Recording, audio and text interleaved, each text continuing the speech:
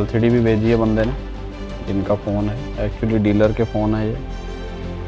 तो ब्रेक होगी एलसीडी, इसीलिए उन्होंने दूसरी भी भेजी रखी है साथ में। ये लगा के देखते हैं। एलसीडी निकाल देनी, बैटरी कनेक्टर निकाल देना है एलसीडी लगाते समय।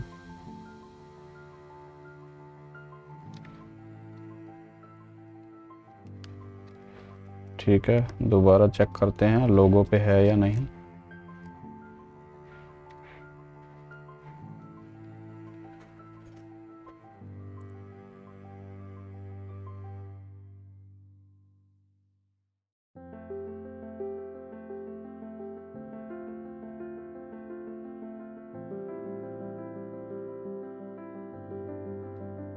चार्जर लगाते हैं जी। करंट लिया, ऑन हो गया है, आ गया है लोगो, मतलब चार्जिंग का सिंबल, सॉरी, आ गया है। देखते हैं लोगो पे है जी। 82% बैटरी भी है, ऑन करके देखते हैं क्या है, लोगो है। एक्चुअली बहुत बार लोगों पे रीस्टार्ट नहीं भी होता, फ़ोन आगे बढ़ भी जाता है, लेकिन फिर भी हमको उसका सीपीयू करना ही पड़ता है, रैम और सीपीयू रिवॉल्व करना ही पड़ता है। वो थोड़ी देर बाद कुछ फ़ोन्स में क्या दिक्कत आती है, 1 घंटे के बाद रीस्टार्ट करते हैं, कुछ फ़ोन सिम डालने के बाद रीस्टार्ट करते हैं। मतलब हर फ़ोन के अपने अपने नखरे हैं, अलग अलग तरह से रीस्टार्ट कर रहा है, अलग अलग टाइम पे कर रहा है। एंड वही है, CPU revolve, M30, A30, M series, A series, S series, note series, सबका सेम ही चक्कर है सैमसंग का।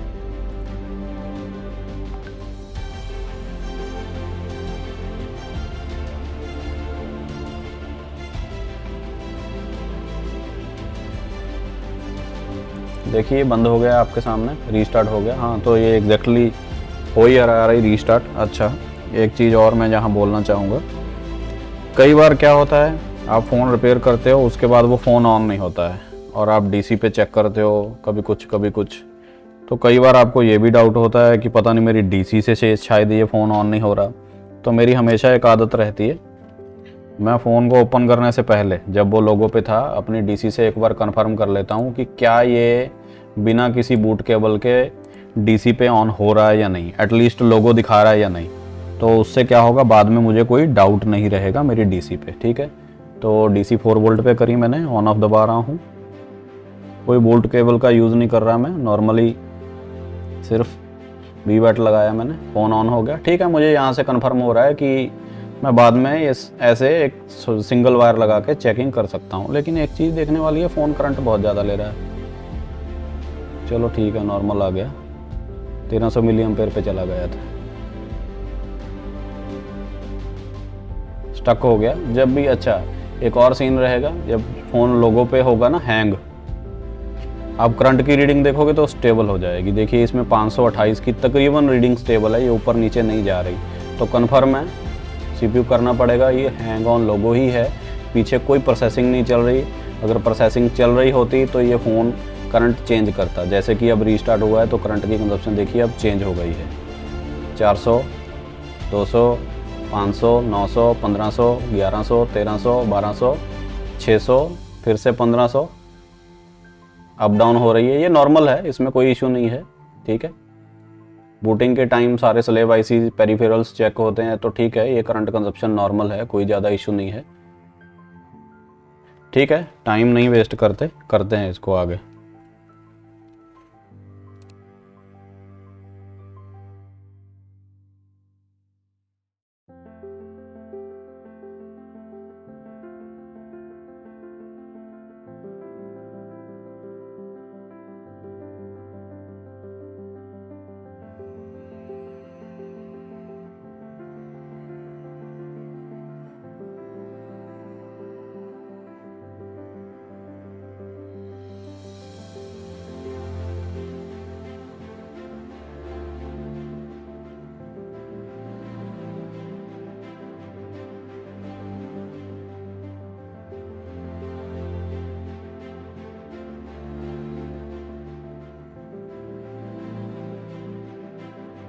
चलिए शील्ड उतार ली है, तो एक काम करते हैं, मैं एक चीज़ दिखाता हूँ आपको। शील्ड उतारने के बाद हम यहाँ रैम पे चेकिंग कर रहे हैं। रैम का ये जो कैप अक्सर ही शॉर्ट आ जाता है, बंदों को लगता है कि ये शॉर्टिंग है, देखिए ये 5 ओम की रीडिंग आ रही है। अगर आप फॉरवर्ड बायस या रिवर्स बायस, खैर ये ओम मोड है, मतलब पोलैरिटी अगर आप प्रोब की चेंज कर रहे हो तो दोनों तरफ सेम ही रीडिंग है। अब देखने में जो अनजान व्यक्ति है उसको लगता है कि ये फ़ोन की रैम शॉर्ट है, लेकिन मैं आपको इसको पहले उठाया नहीं है CPU अभी, एक बार ऐसे ही आपको चेक करवाता हूँ कि क्या रैम वाकई ख़राब है या नहीं। ये पहले मैं भी मिसगाइड हो गया था इस चीज़ से, तो लास्ट वीडियो में मैंने ये बोल दिया था कि 5 ओम की जो रीडिंग आती है रैम शॉर्ट हो जाती है। एक्चुअली गलती मेरे से भी क्या हुई, मैंने भी चालू फ़ोन की माइक्रोन की रीडिंग कभी चेक ही नहीं करी।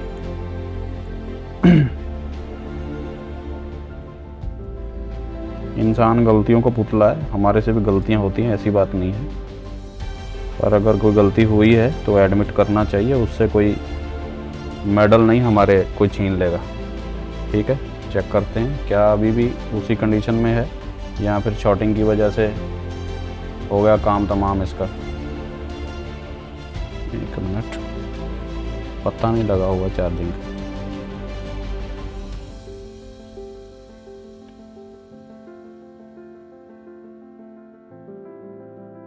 जी, उसी कंडीशन में है, लोगो आ रहा है, चार्जिंग चल रही है। ठीक है, बैटरी निकली हुई है, बैटरी के बिना हम चेक कर रहे हैं तो इसलिए करंट नहीं ले रहा। तो मतलब क्या है कि माइक्रोन की अगर रैम है तो आपकी 5 ओम की रीडिंग भी ओके है। तो आज अपडेट मैं दोबारा दे रहा हूँ। मैंने वीडियो तो बहुत सारी बनाई है लेकिन मैंने कोई अपलोड नहीं करी, मुझे टाइम ही नहीं मिला, जिसमें ये चीज़ भी मैंने क्लियर करी है कि 5 ओम की रीडिंग भी ओके होती है, लेकिन कभी मैं अपलोड नहीं कर पाया, टाइम ही नहीं मिला। कम से कम 50, 100, A50 की, M30 की वीडियो और बनी पड़ी होंगी, लेकिन टाइम नहीं मिलता है अपलोड करने का। तो मतलब ये है कि ये कोई टेंशन लेने वाली बात नहीं है कि ये मेरा तो 5 ओम दे रहा है, मेरी रैम शॉर्ट है। एक्चुअली माइक्रोन की जो रैम होती है वो 5 ओम की रीडिंग नॉर्मल होती है। अगर सैमसंग की रैम रहती, सैमसंग की, तो फिर हमारी तकरीबन 50 ओम के करीब जो रीडिंग रहती है वो हमारी नॉर्मल रीडिंग होती है। ठीक है, साइड से ग्लू कटिंग कर लेंगे।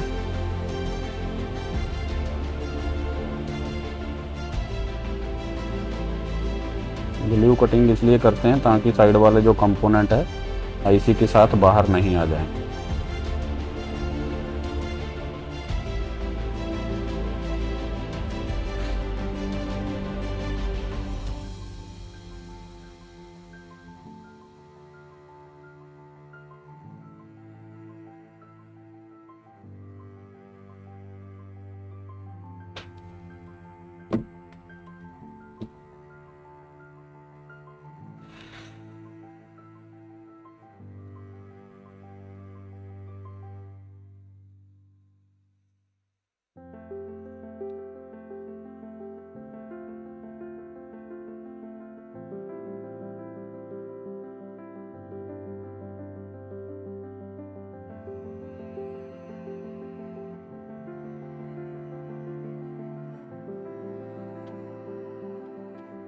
ये आईसी पे थोड़ी हीट चली जाती है ये रीवॉलिंग का प्रोसेस करते समय, तो ये नीचे से ड्राई हो जाता है, तो फिर रीवॉल करके लगाना पड़ता है। इसकी वजह से हमारी ग्राफिक्स गायब हो जाएंगे क्योंकि ये एलसीडी ड्राइवर आईसी है। तो मैं थोड़ी साइड से ग्लू हटा दे रहा हूँ, मे भी हमको ये ना रीवॉल्व करना पड़े।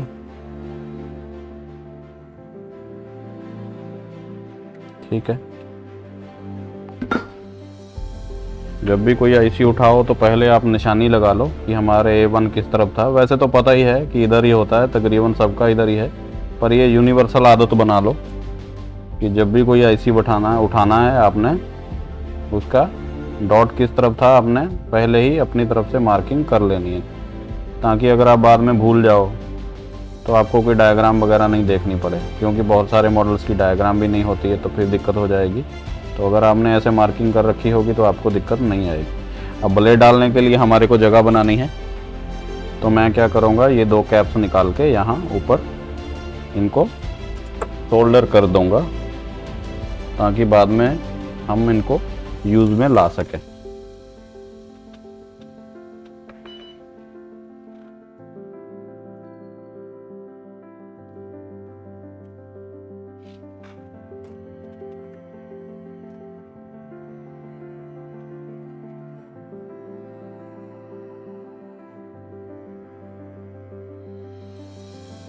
इस बार टेम्परेचर्स मैं थोड़े अलग यूज़ करूँगा पहले वाले से, लेकिन आपको मेरी रिकमेंडेशन यही रहेगी कि अगर आपका हाथ ज़्यादा फास्ट नहीं है तो आप वही टेम्परेचर यूज़ करिए जो मैंने आपको पुरानी वीडियो में बताए थे, वो सेफ़ टेम्परेचर।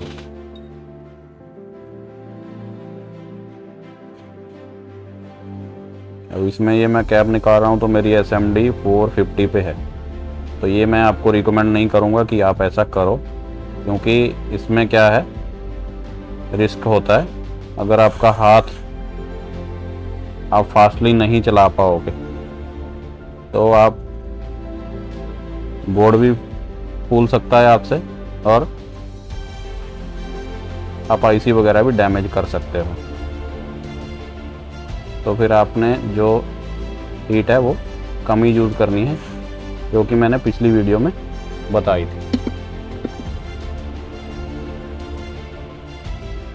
रैम निकालूंगा और उसके बाद हम निकालेंगे CPU।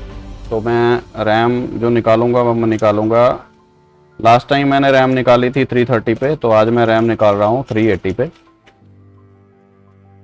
ये भी एक मेथड हो सकता है।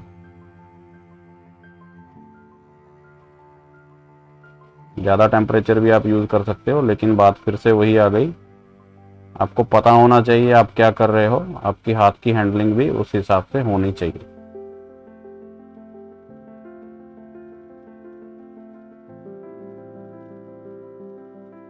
अगर आपका हाथ ज़्यादा फास्ट नहीं है तो फिर मैं ये टेम्परेचर आपको रिकमेंड नहीं करूँगा, मैं कहूँगा आप 330 ही यूज़ करिए, क्योंकि ये काम थोड़ा फास्ट करने का सीन है। मतलब इतना फास्ट भी नहीं कि आप जो है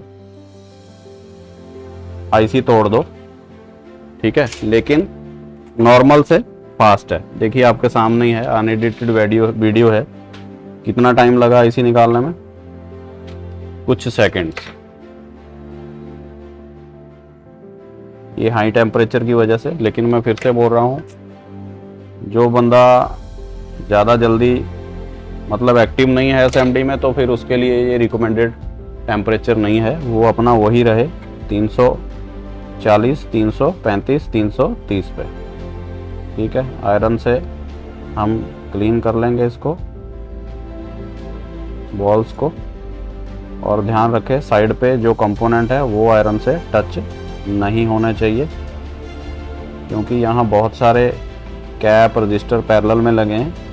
कई बार क्लॉक वगैरह का होता है, उसकी वजह से फ़ोन डेड हो जाता है, बंदा उन पे ध्यान नहीं देता, बाद में वो सोचता है कि मैंने CPU मार दिया।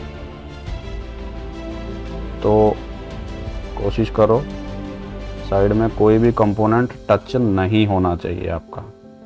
अगर कोई आपसे इफ़ेक्ट हुआ भी है, मतलब हिल गया है जहाँ आपके आयरन के साथ आ गया है, तो उसको वापस लगाओ, वहाँ ज़रूरी है। जिसको डायग्राम वगैरह रीड करना आता है वो तो कुछ हिला भी लेगा तो भी दिक्कत नहीं है, डायग्राम में रीड कर लेगा कि यहाँ क्या था, तो वो उतनी वैल्यू का कंपोनेंट किधर से लगा भी देगा। लेकिन अगर बेचारा अनजान व्यक्ति है, कोई जो सोल्डरिंग स्किल के मदद से ही सर्वाइव कर रहा है, तो फिर उसके लिए ये मुश्किल हो जाएगा। तो फिर बेटर यही है कि सारे कंपोनेंट आप प्रॉपरली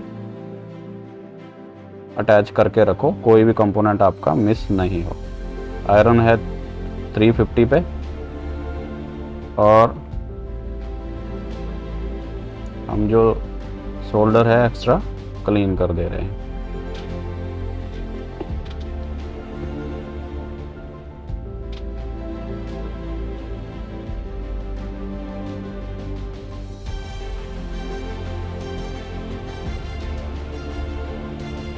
हल्के हाथ से, कोई ज़्यादा घिसना नहीं है इसको कि आप UV मास्क निकाल लो। ये ग्रीन कलर का जो मास्किंग है इंसुलेशन के लिए, आप वो निकाल लो। इतना ज़्यादा नहीं घिसना इसको, बड़े प्यार से अपना समझ के काम करना है।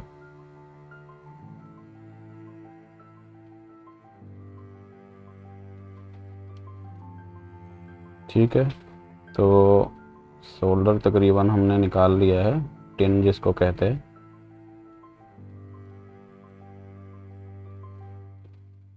क्लीन करेंगे।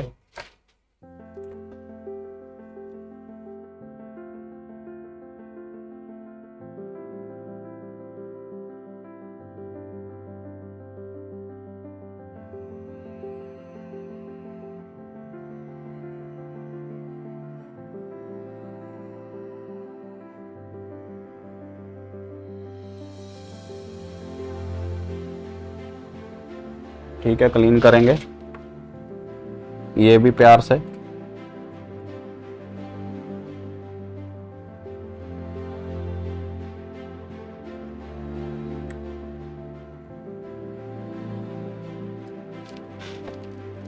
थोड़ा ब्रश से क्लीन कर लेंगे।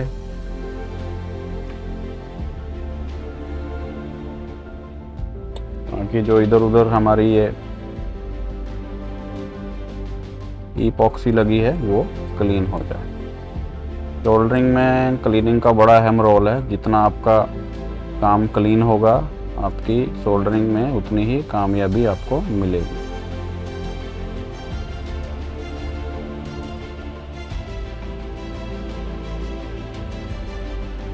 ठीक है, सबसे पहले ये कैप लगाते हैं जो हमने निकाले हैं।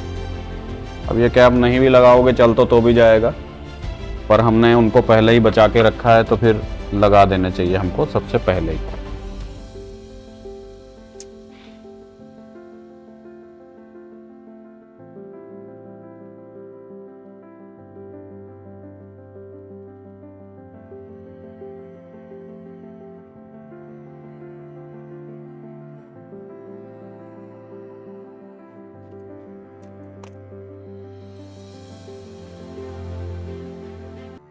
ठीक है, कैप वापस लगा देते हैं। थोड़ा पहले यहाँ शोल्डर लगा लेंगे कैप्स के लिए।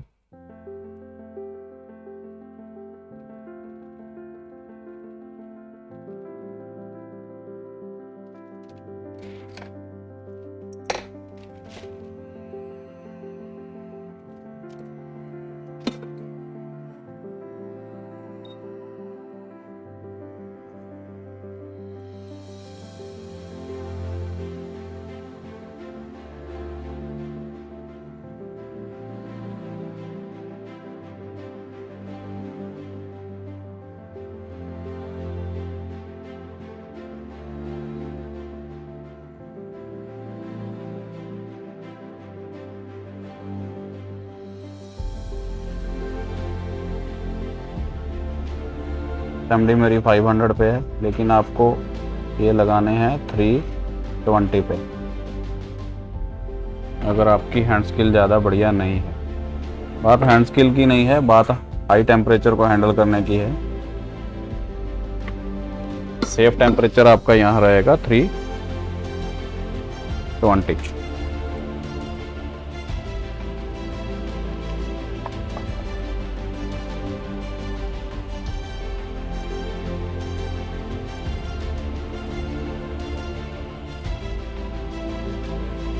एक बार हम यहाँ पैड्स पे दोबारा से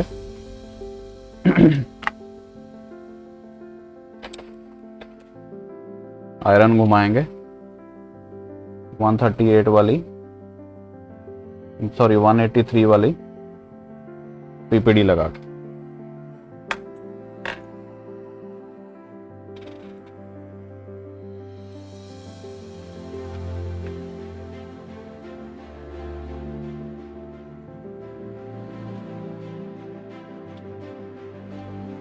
आयरन जब भी आपको बोर्ड पे चलाना है, आपका बोर्ड जो है लुब्रिकेटेड होना चाहिए फ्लक्स के साथ।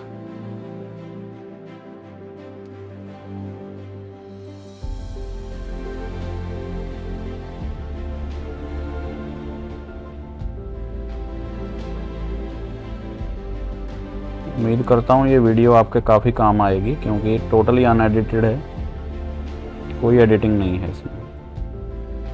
आपको पता चल ही जाएगा, स्पीड से भी पता चल जाएगा। इसके लिए मैंने वीडियो एडिटिंग की ऐप यूज़ ही नहीं करी।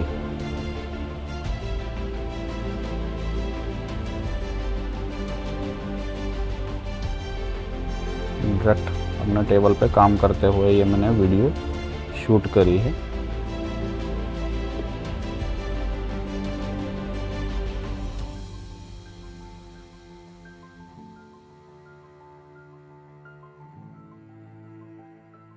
ठीक है, तकरीबन हर बॉल शाइनिंग में आ चुकी है।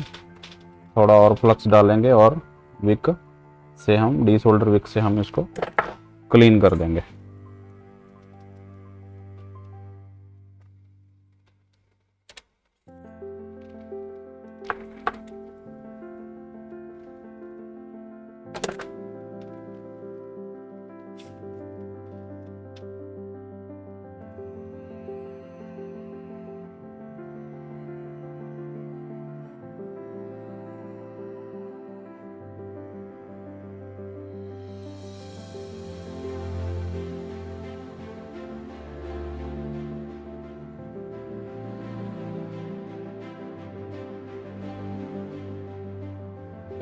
ये प्रोसेस करने से क्या होगा, इंश्योर हो जाएगा कि हर बॉल जो है वो लोअर मेल्टिंग पॉइंट पे चली जाएगी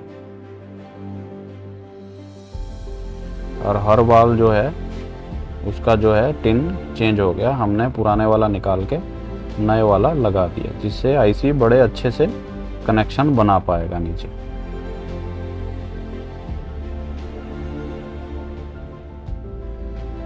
ठीक, अब फाइनल साफ करेंगे इसको और चेक कर लेंगे कि किधर कोई ईपॉक्सी, मतलब जिसको आप ग्लू बोलते हैं, ईपॉक्सी का कोई रेजिड्यू तो नहीं रह गया, मतलब कोई पीछे तो नहीं कुछ छूट गए।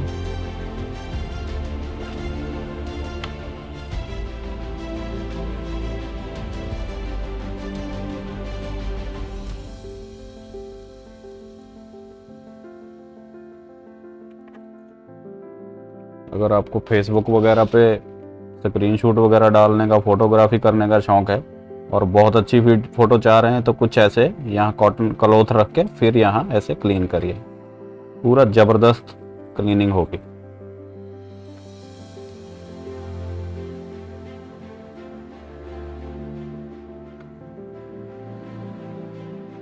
ठीक है, अब एक बार जूम करेंगे और कंफर्म कर लेंगे चारों तरफ कुछ टूटा नहीं है, किधर कोई ग्लू नहीं है, कोई ट्रैक तो नहीं हमने तोड़ा। ये जो ट्रैक टूटे हैं ये सारे एनसी हैं, बिना किसी डायग्राम के, हम सिर्फ देख के ही पहचान कर पा रहे हैं। क्यों? क्योंकि ट्रैक दो ही तरीके के होते हैं, या तो दूसरी लेयर से आएगा तो यहाँ गोल्डन डॉट रहता, किसी पे भी नहीं है। अगर फर्स्ट लेयर में रहता तो ऐसा हमारे को साइड से ट्रैक दिखता। तो हमारे ये सारे ट्रैक जो भी टूटे हैं एनसी हैं, कोई इशू नहीं है। ठीक है, अब बारी आती है रैम एंड सीपीयू की, उस पर काम करेंगे।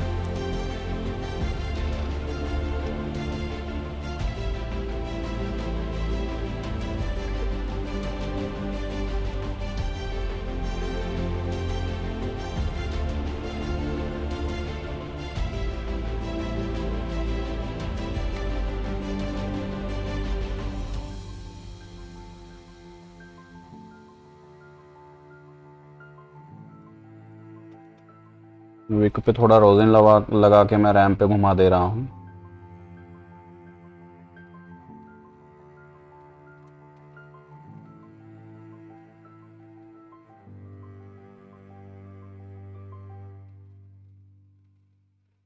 पहले वाली वीडियोस में भी मैंने ये बोला है, ये दो सी हैं इस रैम में, एक बड़ी सी है एक छोटी सी है। तो छोटी सी सारी हमारे काम की होती है, बड़ी सी सारी ग्राउंड होती है। तो बड़ी सी पे ज़्यादा मैं तवज्जो नहीं देता, उसमें बॉल बने ना बने कोई मेरे लिए ज़्यादा इशू नहीं है, लेकिन छोटी सी प्रॉपर होनी चाहिए।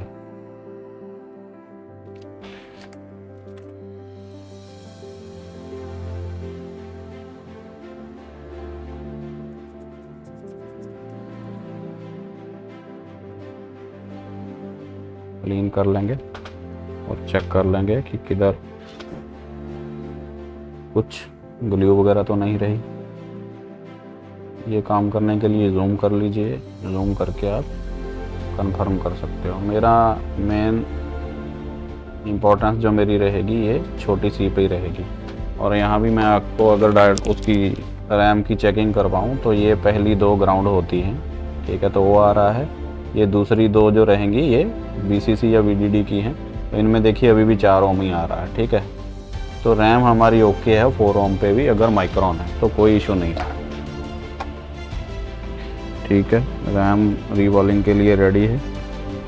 अब हमारा CPU आ गया, हम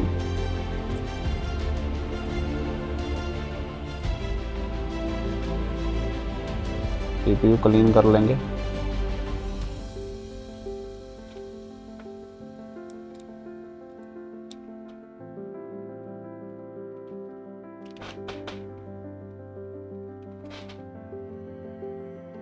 पंद्रह मिनट का बड़ा बूट चढ़ा है आजकल, मेरे को नहीं है वो, मैं बोल रहा हूँ 1 घंटा 15 मिनट लग जाए भले मेरे काम में, पर मेरा फ़ोन पहली बार में ऑन होना चाहिए। तो मैं सारा काम अपना तसल्ली से करूँगा, मुझे कोई 15-15 मिनट का सीन नहीं।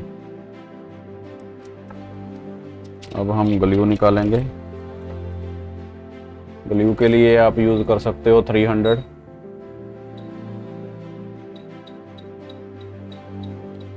मैं बोल रहा हूँ कि अगर आपको अपनी हैंड स्किल पे ज़्यादा भरोसा नहीं है तो पुरानी वीडियो में जो मैंने टेम्परेचर्स बोले थे आप उन्हीं पे जाओ, ये फिर आपको फॉलो करने की ज़रूरत नहीं। अगर आप काम थोड़ा फास्टली कर पा रहे हो तो फिर इशू नहीं है, फिर चलेगा। फिर 300 की जगह आप 320 भी कर लोगे यहाँ तो भी चलेगा।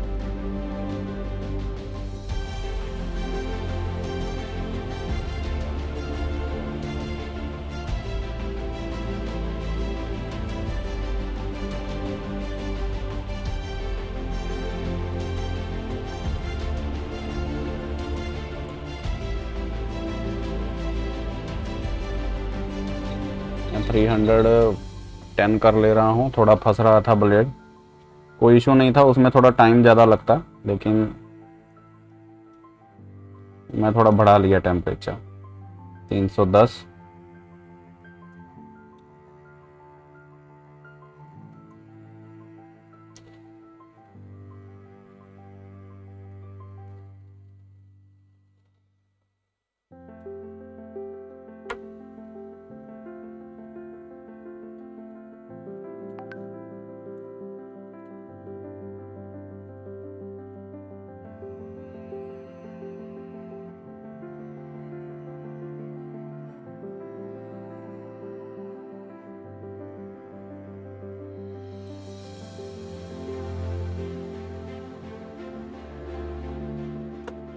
ठीक है, मोस्टली हमारी ग्लू निकल चुकी है, कुछ थोड़ी बहुत रह गई तो वो हम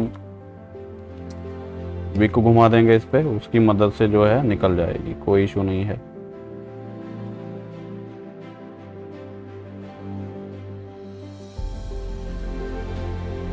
आईसी पे जब विक घुमाओ बहुत ज़्यादा प्रेशर नहीं देना तो खैर बोर्ड पे भी नहीं है। और दूसरी एक चीज़ और, ज़्यादा देर एक जगह आयरन रोकना नहीं है, चलते जाओ।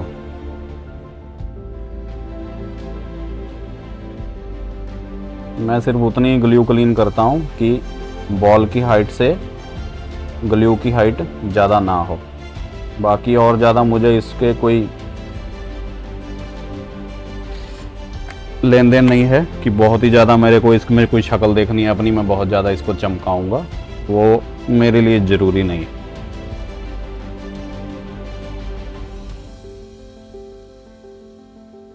ठीक है, अब कुछ बॉल्स, अभी देखो ऐसे डायरेक्ट भी मैं इसको रीबॉल मार दूंगा तो चल जाएगा, दिक्कत नहीं है, बॉल खुद ही शाइनिंग हो जाएगी। लेकिन मैं एक फंदा और बता दे रहा हूँ, अगर आपको रीबॉलिंग से पहले ही इसको शाइनिंग में लाना है, ठीक है, एक फंडा और है, यहाँ आप लगाओ फ्लक्स, बड़ी जल्दी काम हो जाएगा इससे आपका। और आप लगाओ यहाँ पीपीडी।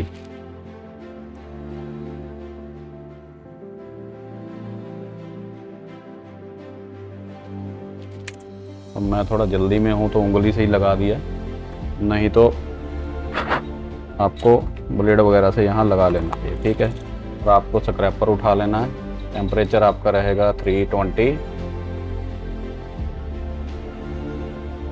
और आपको इसको ऐसे गोल गोल घुमाते जाना।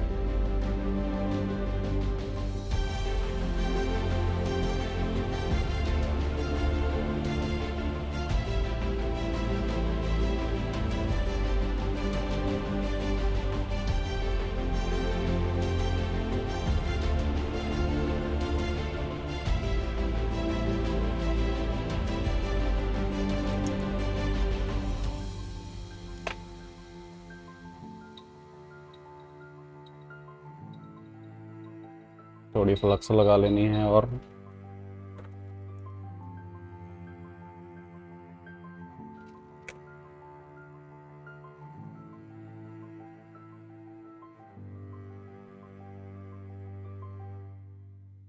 घुमा देना इसको ऐसे।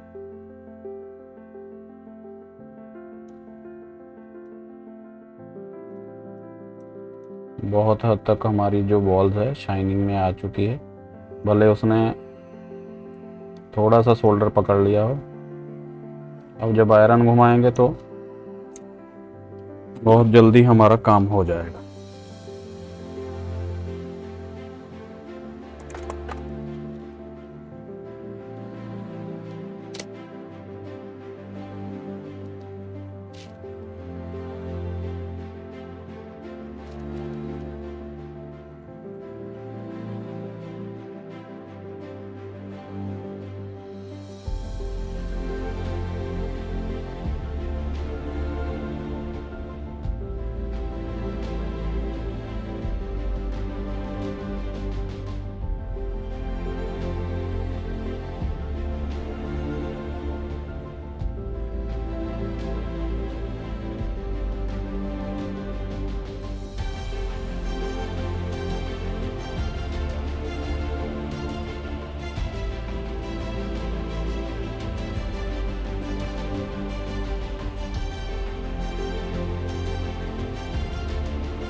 बार यहाँ फिर से पीपीडी लगा के आयरन घुमा देंगे।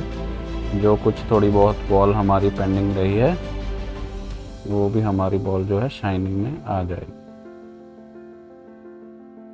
आयरन की स्पीड बनाए रखना, एक जगह ज़्यादा देर नहीं रोकना उसको। कन्फर्म नहीं है कि आईसी खराब ही हो जाएगा, पर क्यों रिस्क।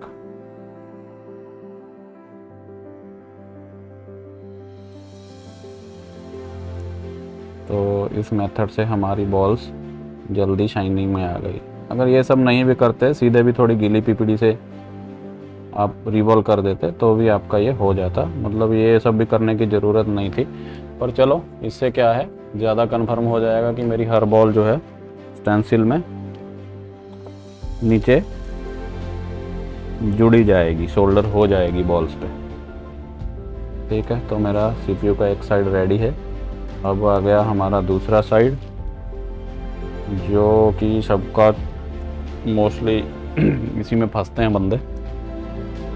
सबसे पहले क्या करेंगे, एक बार बिक घुमा लेंगे। मैं बोल रहा हूँ ये छोटी सी है और ये बड़ी सी है, तो बड़ी सी का मुझे ज़्यादा मुद्दा नहीं है, मेरा लेन देन ज़्यादा छोटी सी से है। और एक चीज़ ध्यान रखना, कोई भी आपका जो ये होल्स हैं ख़राब नहीं करना है। किसी की भी जो बाउंड्री है वो ख़राब आपको नहीं करनी है, क्योंकि इसी के अंदर हमने दोबारा बॉल्स बनानी है।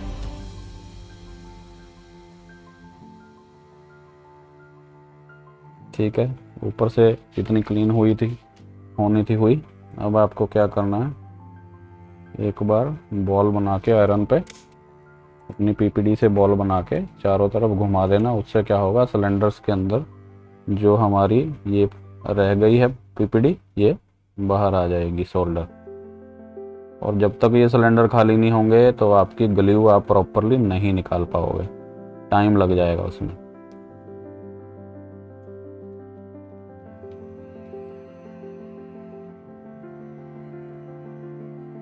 इजी फंडा है, जल्दी अगर सिलेंडर खाली करने हैं आपने, मतलब ग्लू निकालनी है, तो पीपीडी निकाल लो। पीपीडी निकल गई तो बड़े जल्दी आप ब्रश से ग्लू भी निकाल लोगे। मैं बस इसके ऊपर ऊपर घुमा रहा हूँ, मैं कोई खड्डे ख़राब नहीं कर रहा, ये ध्यान रखना। खड्डे मतलब सिलेंडर कह लो, होल कह लो, अब जो आपको अच्छा लगे अपनी लैंग्वेज में।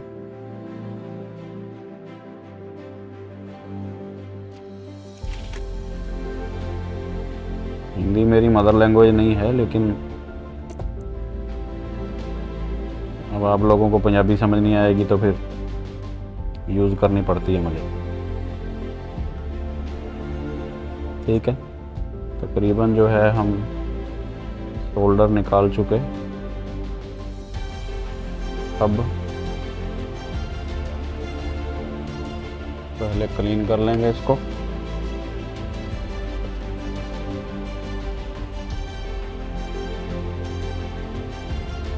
एसीटोन यूज़ कर लो, थिनर यूज़ कर लो, कोई ज़्यादा बड़ी इसमें कोई साइंस नहीं है कि आपको क्या यूज़ करना।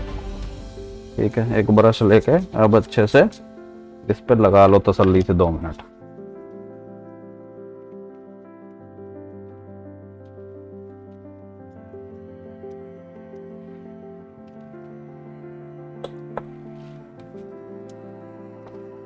ये काम थोड़ा ज़रूरी है, ये नहीं करोगे तो आपका फ़ोन ऑन नहीं होगा, यूएसबी नॉट रिकॉग्नाइज ही आता रहेगा रैम लगाने के बाद भी।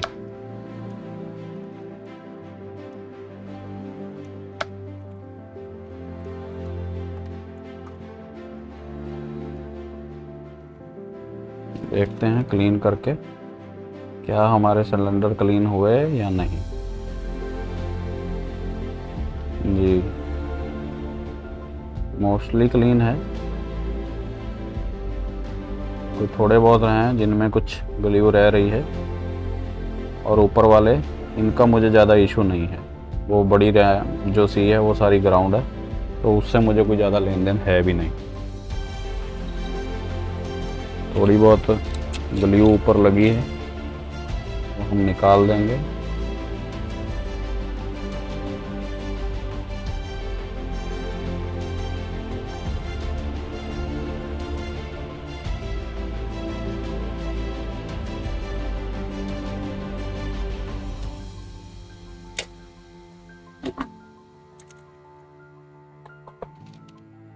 फिर से ब्रश घुमाना पड़ेगा क्योंकि थोड़ी बहुत ग्लू जो है पेंडिंग रह रही है।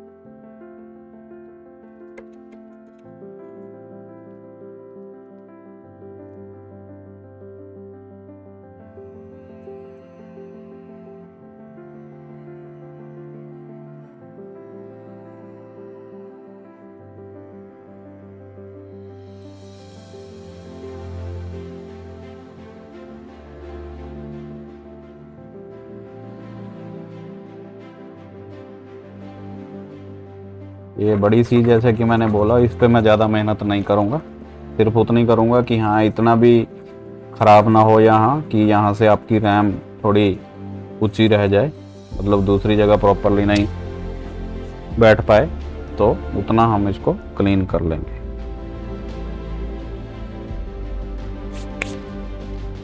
ठीक है, अब इसको दोबारा से एक बार देख लेते हैं। मोस्टली हमारा सीन क्लियर है, कुछ ग्लू है लेकिन निकाल ही लेते हैं इसको भी, बाद में ये परेशान करेगी।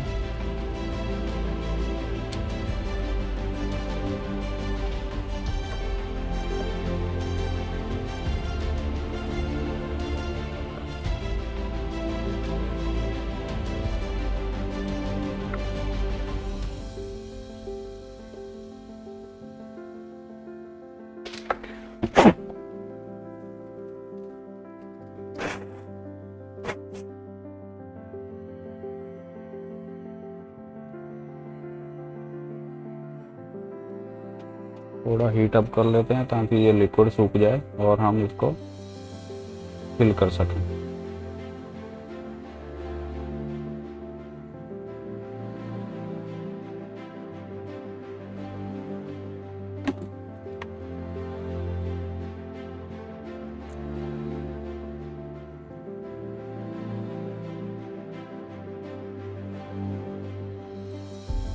ऐसे हम पीपीडी लगा देंगे। ये ड्राई करने की ज़रूरत नहीं है, एज इट इज़ जैसे डिब्बी में से निकालोगे वैसे ही लगा देंगे।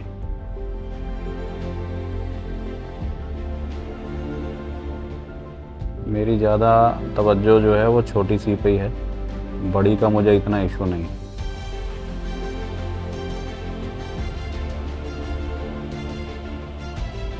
सारे ग्राउंड है उसमें, और उसमें कोई 2-4 बॉल रह भी जाएगी तो हमारे लिए कोई ज़्यादा बड़ा मैटर क्रिएट नहीं होने वाला उससे। और छोटी सी में हम पूरा ध्यान देंगे। ठीक है, फिलिंग हो गई। अब हम क्या करेंगे, क्लॉथ से जो एक्स्ट्रा हमारी ये है पीपीडी रिमूव कर देंगे, ताकि सिर्फ खड्डे सिलेंडर्स के अंदर जो है उसी में हमारी पीपीडी रह जाए, बाकी जो है एक्स्ट्रा बाहर निकल जाए। ठीक है,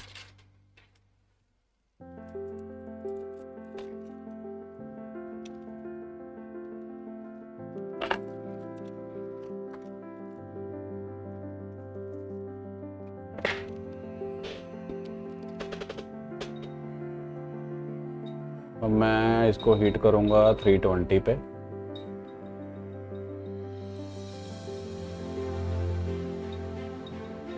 और मेरी एयर रहेगी बहुत ही कम, जैसे कि 5।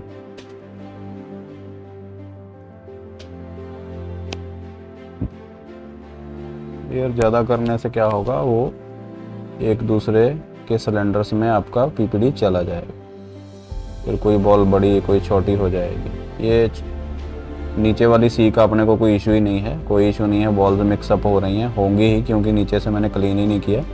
हमारे को सारा मैटर है ऊपर वाली छोटी सी का, तो वो हमारी प्रॉपरली बननी चाहिए। देखिए उसमें प्रॉपर हमने क्लीनिंग करी थी, कोई बॉल इधर उधर नहीं गई। ये नीचे वालियों का हमको कोई इशू नहीं है, नीचे वाली बॉल्स का कोई हमारे को मैटर नहीं है। ठीक है,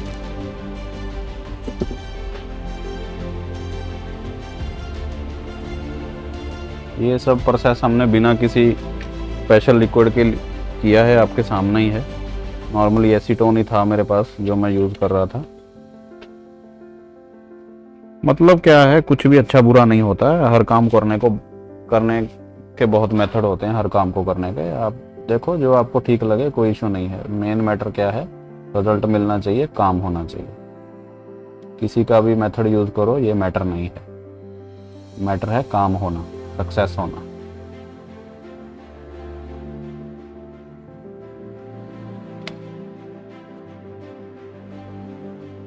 ठीक है, अब एक बार दोबारा से इसको जूम करके देखता हूँ, थोड़ा क्लीन कर लूँ एक बार।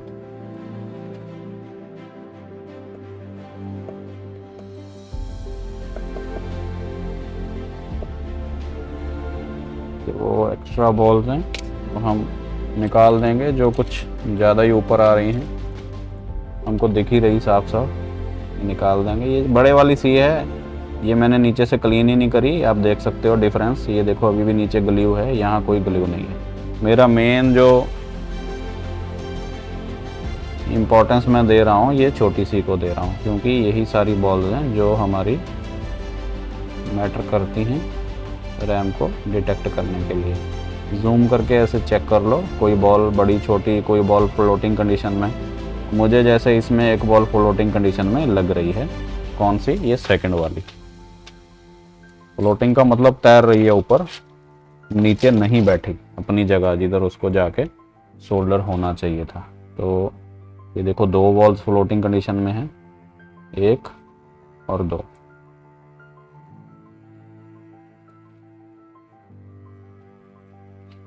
ठीक है, पहले मैं क्या करता हूँ, इसको ऐसे ही एक बार थोड़ा हीट अप करके हिला के देखता हूँ बॉल को। अगर ये नीचे सोल्डर हो जाए, अगर नहीं होती है तो फिर नीचे गंदगी है, इसका मतलब नहीं हो रही है।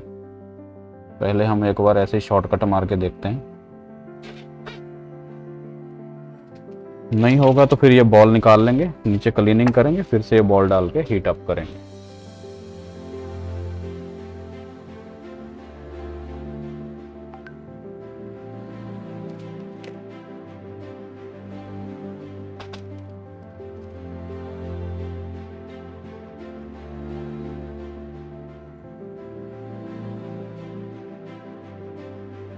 एक तो मेरी ये बॉल थी, देखिए बाहर आ रही है। मैं इसको जान के मतलब प्रेशर से अंदर भेजूंगा। और एक मेरी ये बॉल है, थोड़ी मुझे एयर बढ़ानी पड़ेगी अब, क्योंकि इतनी एयर पे मेल्ट ही नहीं हो रही बॉल। क्योंकि अब मैंने ये आईसी हवा में नहीं रखा हुआ, ये नीचे रखा हुआ है, तो नीचे जो हमारा मैट है वो हीट सिंक का काम कर रहा है, तो आईसी उस लेवल पे नहीं पहुंच पा रहा कि सोल्डर मेल्ट हो जाए, मतलब जल्दी मेल्ट हो जाए। वैसे तो मेल्ट हो ही जाएगा, तो इसके लिए टेम्परेचर नहीं, मैं जस्ट एयर बढ़ा रहा हूँ।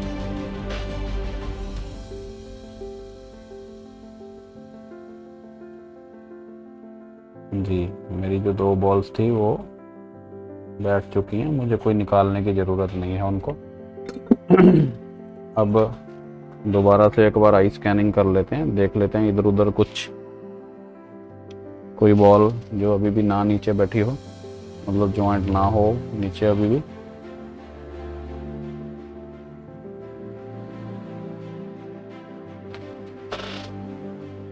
चलिए जूम करके देखते हैं एक बार, सारी बॉल नीचे फिक्स हो गई या नहीं। जी, अभी कोई भी बॉल फ्लोटिंग में नहीं लग रही, लेकिन फिर भी अच्छे से चेक कर लेना। जी, मोस्टली बॉल्स लग रहा है कि नीचे शोल्डर हो चुकी हैं। एक बॉल में थोड़ा इशू लग रहा है, इसको चेक कर लेता हूँ एक बार।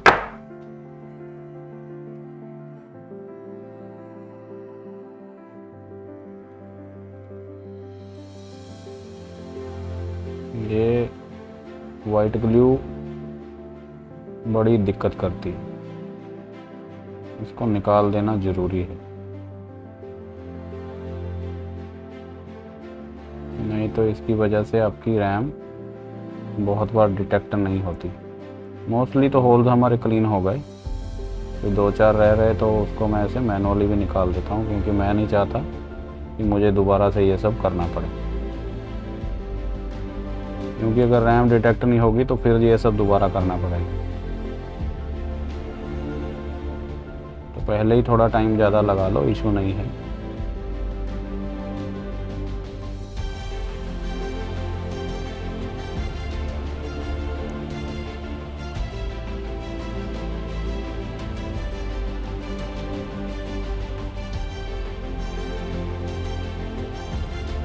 ये ग्लू निकालना बहुत ज़रूरी है।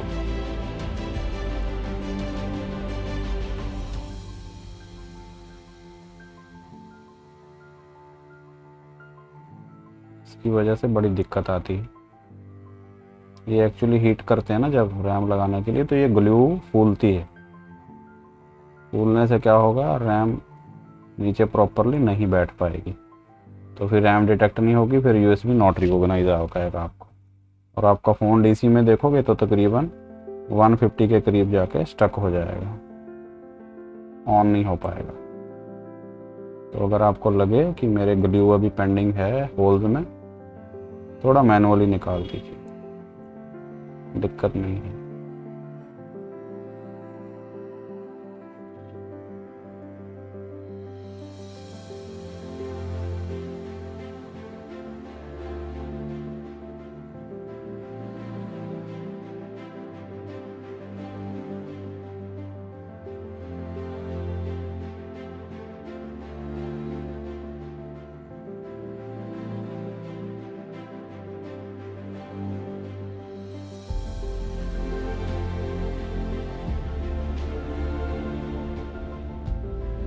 जिधर कहीं थोड़ी है मैं उसको छोड़ दे रहा हूँ, पर जिधर मुझे साफ साफ दिख रहा है कि ज़्यादा ग्लू है वो निकाल दे रहा हूँ।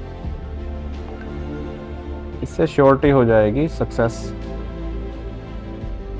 मिलने की।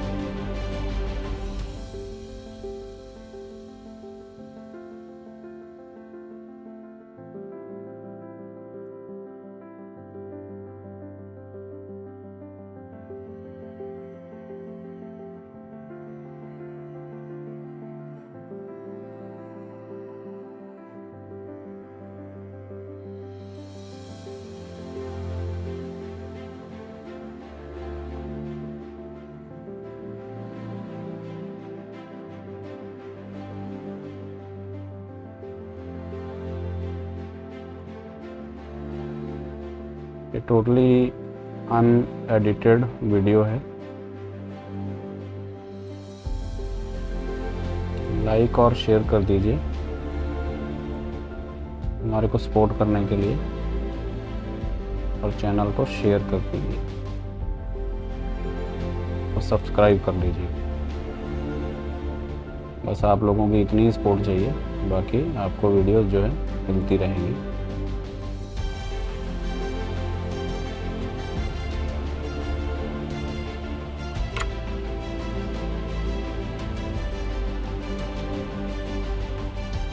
ठीक है, बस बहुत है, चल जाएगा हमारा काम इतने से।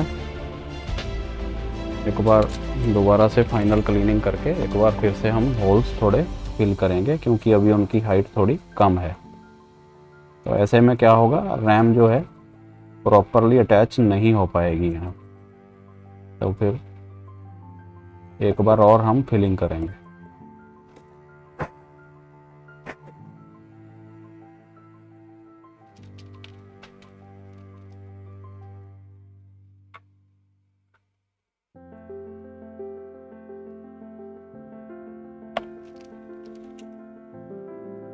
वही पहले वाला फंडा,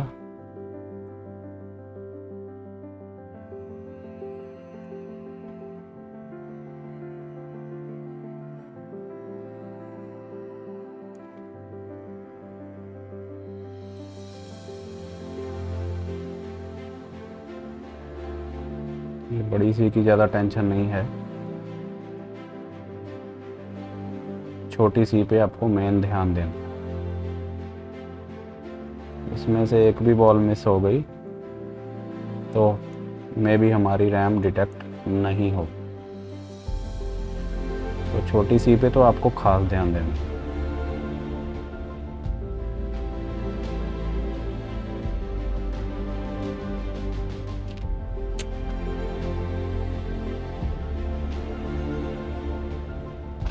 फिर से क्लीनिंग कर लेंगे जो एक्स्ट्रा हमारी पीपीडी है हीट करने से पहले।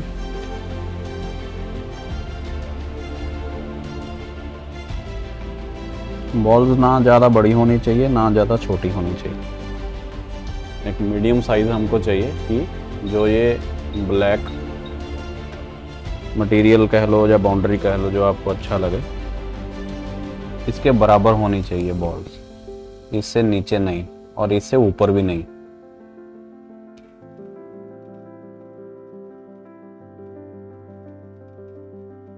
एयर ज़्यादा रखोगे तो यहाँ क्या होगा, एक बॉल निकल के दूसरी बॉल में जाके जुड़ जाएगी और एक बॉल का साइज छोटा हो जाएगा, एक का बड़ा हो जाएगा, तो आपके लिए फिर इशू आएगा। ये बड़ी सी का इशू नहीं है अपने को, तो मैं उस पर ज़्यादा तवज्जो नहीं दे रहा हूँ।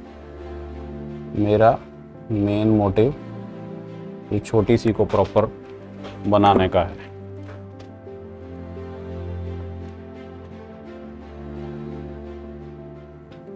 फिर से जूम करके एक बार हम कंफर्म कर लेंगे कि क्या सारे बॉल्स छोटी सी में हमारे ये ब्लैक मटेरियल के बराबर आ गए या नहीं। जूम करके आप ये चीज़ कंफर्म कर सकते हो। जी, मोस्टली हमारा काम हो गया है। जूम करके कंफर्म कर लीजिए।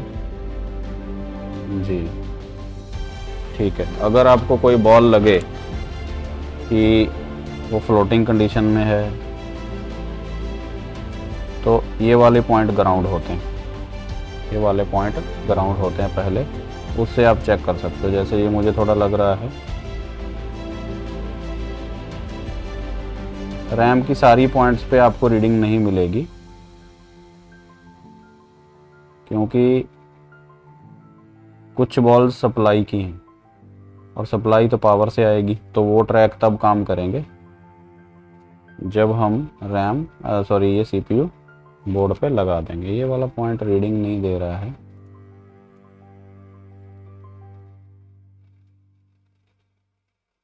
अच्छा है कि ये बॉल थोड़ा मुझे लग रही है, तो ये बॉल्स मैं दोबारा से सेट करूंगा इनको।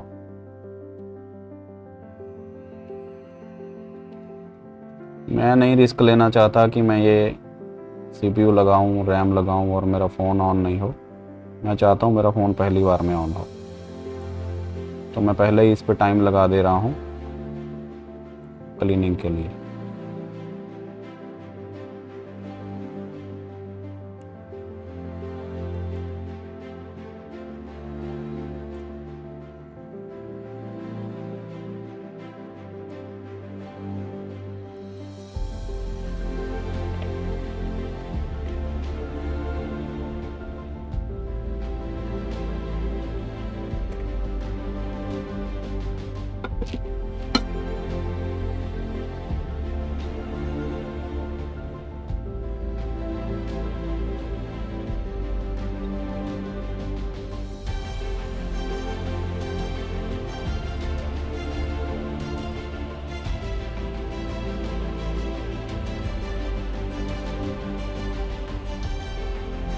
टेम्परेचर वही है 320।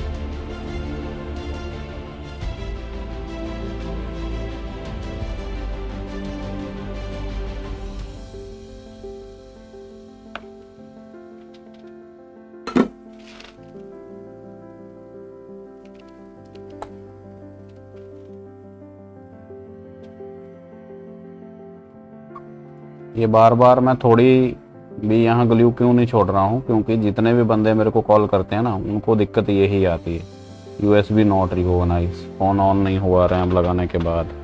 तो उनके लिए ये मैं बताना चाह रहा हूँ कि ये छोटी सी की कितनी इम्पोर्टेंस है और आपको यहाँ हर एक सिलेंडर, हर एक खड्डा पूरा क्लीन होना चाहिए, उसमें बॉल प्रॉपरली नीचे जुड़ी होनी चाहिए।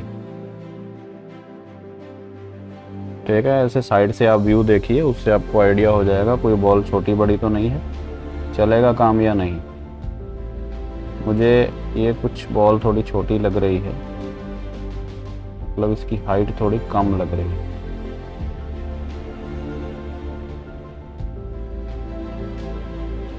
जब यहाँ सिलेंडर में ग्लू होती है तो हम ऊपर से फिलिंग करते हैं, तो ग्लू की वजह से पीपड़ी यहाँ प्रॉपरली नहीं फिल हो पाती, उसकी वजह से भी कुछ बॉल्स छोटी रह जाती हैं। तो ऐसा अगर आपको लग रहा है, सिर्फ उस एरिया में आप दोबारा पीपीडी फिल कर दीजिए, पूरे पे करने की ज़रूरत नहीं है, नहीं तो जो है दूसरी जगह बॉल्स जिधर ऑलरेडी प्रॉपर बनी हुई थी वो बड़ी हो जाएंगी, फिर दिक्कत आएगी।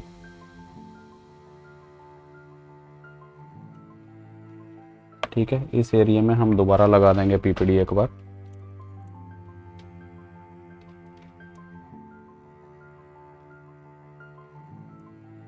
बस सिर्फ इतने एरिया में, क्योंकि इधर ही मुझे लग रहा था दो बॉल्स जो हैं थोड़ी छोटी हैं।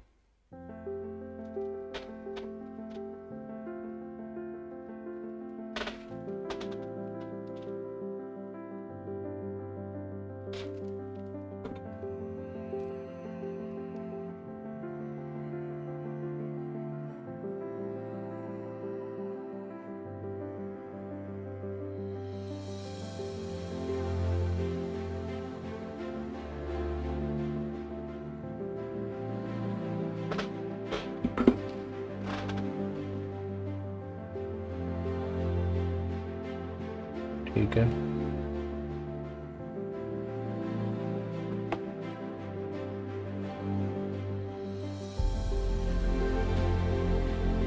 ये बॉल मुझे फ्लोटिंग कंडीशन में लग रही है, पर नहीं, ऐसे ही लग रहा है, कोई दिक्कत नहीं है, सही है।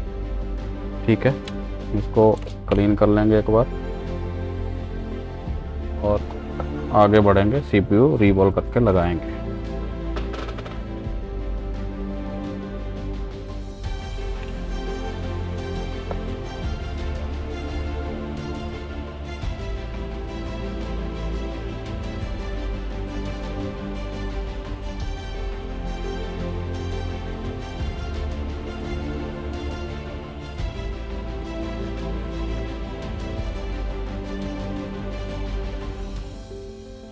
दूसरा साइड हमने ऑलरेडी क्लीन कर रखा था, मतलब ऑलरेडी पैड्स हमारे शाइनिंग में है, हम रीबॉल कर सकते हैं, कोई इशू नहीं है। क्लीन कर लें ताकि स्टेंसिल के कुछ फंसे नहीं, स्टेंसिल में क्लीन कर लें एक बार।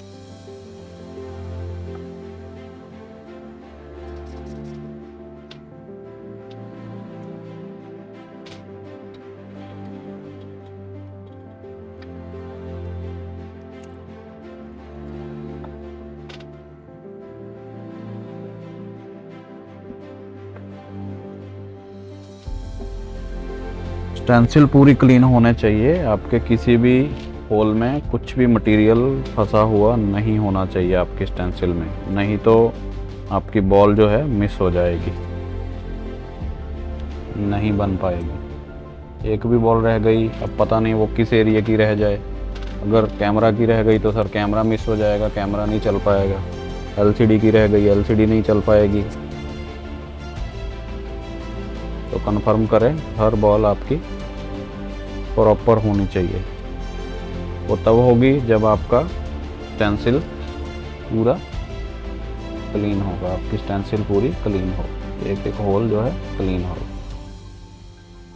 ठीक है, पीपीडी भरने से पहले देख लीजिए, अभी भी मुझे थोड़ी गंदगी लग रही है इस पर, तो मैं एक बार फिर से इसको क्लीन कर ले रहा हूँ फाइनल।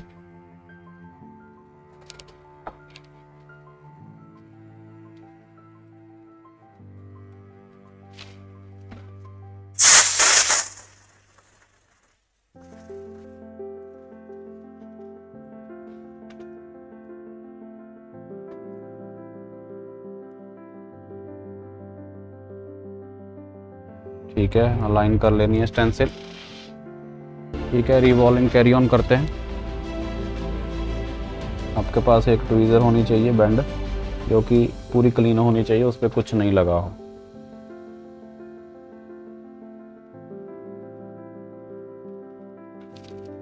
ठीक है, फिलिंग करते हैं, थोड़ी पीपीडी लेंगे इसके लिए।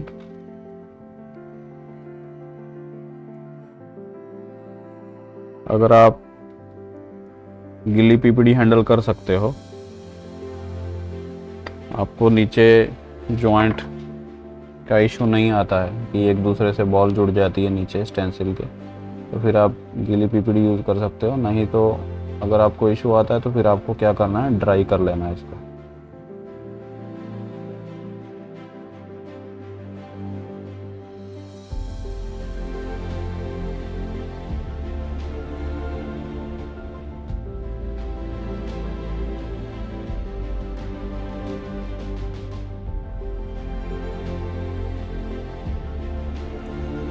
कॉटन से क्लीन कर लेंगे, ताकि अगर कुछ एक्स्ट्रा पीपीडी चली गई हो आईसी के नीचे तो वो क्लीन हो जाए।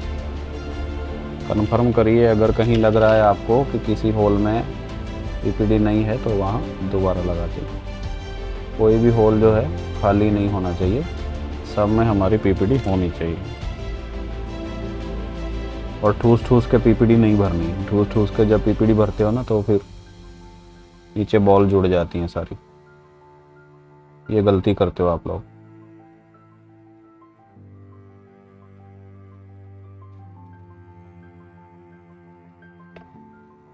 एक मिनट, कुछ बॉल्स अभी भी मुझे सेंटर में खाली लग रही हैं।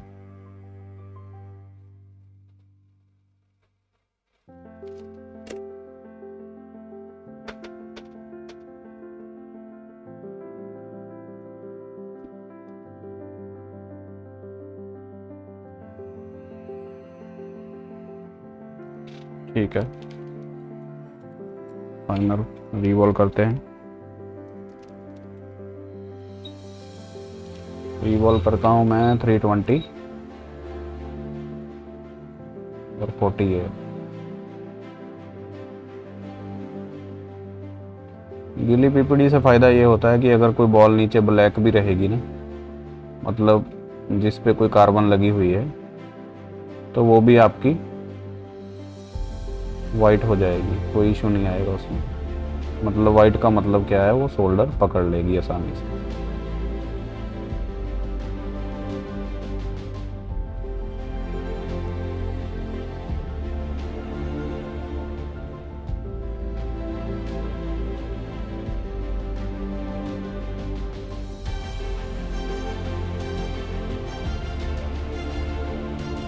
स्टेंसिल मुझे लग रहा है थोड़ी हिल गई है मेरे से, कोई इशू नहीं है, हम कवर कर लेंगे।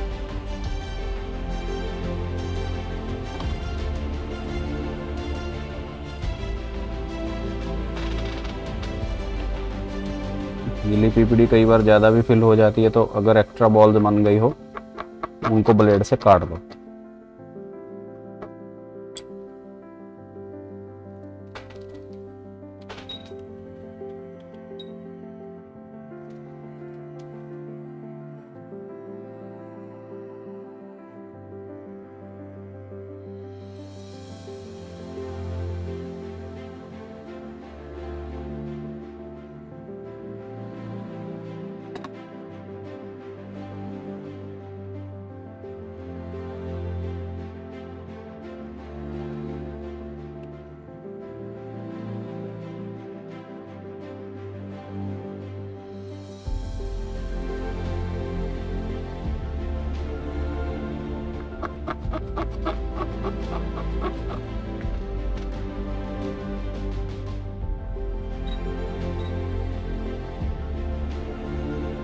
नॉर्मली ऐसे बॉल्स कट करने की ज़रूरत नहीं पड़ती है, पीपीडी कुछ ज़्यादा ही वेट है इसलिए ये दिक्कत आ रही है, बाकी कोई इशू नहीं है इससे ज़्यादा।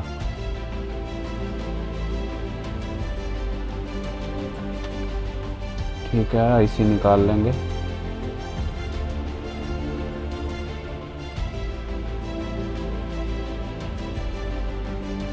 और एक बार आईसी को दोबारा से हीट अप करेंगे और चेक करेंगे सारी बॉल्स, कोई बॉल मिसिंग तो नहीं है, कोई बॉल बड़ी छोटी तो नहीं है।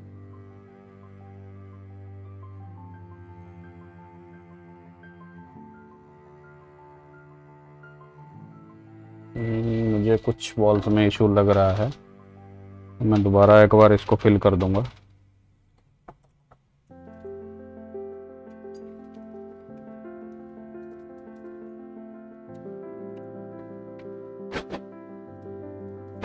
कभी कभी हो जाता है, कोई टेंशन की बात नहीं।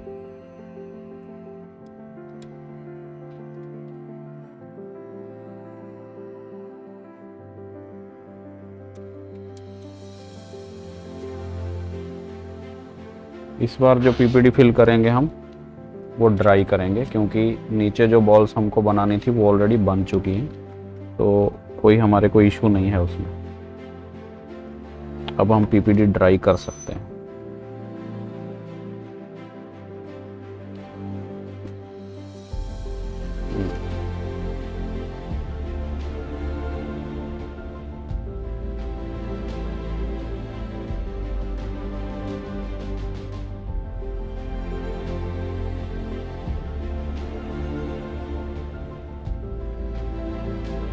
इंश्योर करना बहुत ज़रूरी है कि कोई बॉल हमारी मिस तो नहीं हो गई, कोई बॉल छोटी तो नहीं रहेगी, क्योंकि हो सकता है उससे कोई ना कोई हमारा स्लेब कनेक्ट नहीं हो पाए, जैसे कैमरा, एलसीडी, किसी में भी कुछ बॉल मिस हो जाएगी तो फिर हमारे को सारा काम ये दोबारा करना पड़ेगा, आईसी दोबारा से रीवॉल्व करके लगाना पड़ेगा। तो इसलिए कंफर्म करना है सीपीयू लगाने से पहले।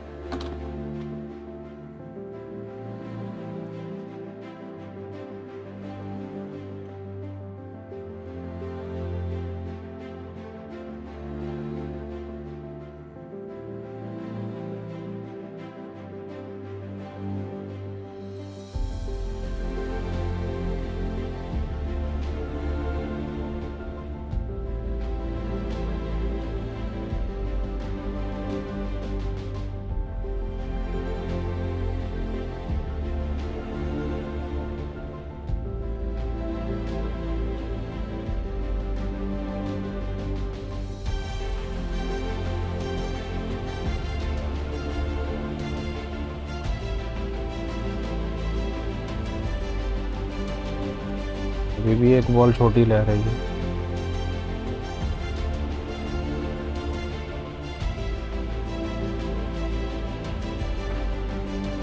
कोई इशू नहीं, एक बार और फिल कर लेंगे, रिस्क नहीं लेना है हमको।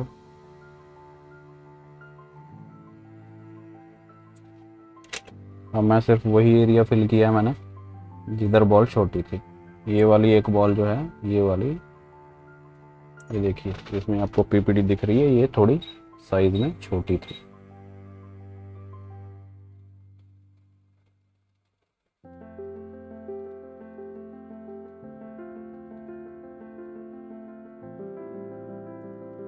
मैं फिर से एक बार कंफर्म करूंगा कि अभी सारी बॉल्स बराबर आ गई जी, ओके है। अब कोई इशू नहीं है, हम सीपीयू लगा सकते हैं।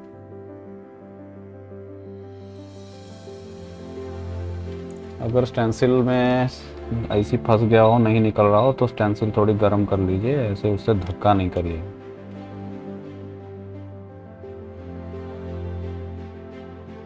नहीं तो आपकी कोई ना कोई बॉल टूट सकती है।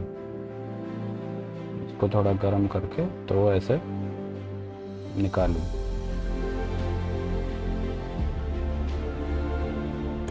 फ्लक्स की वजह से ये चिपक जाती है।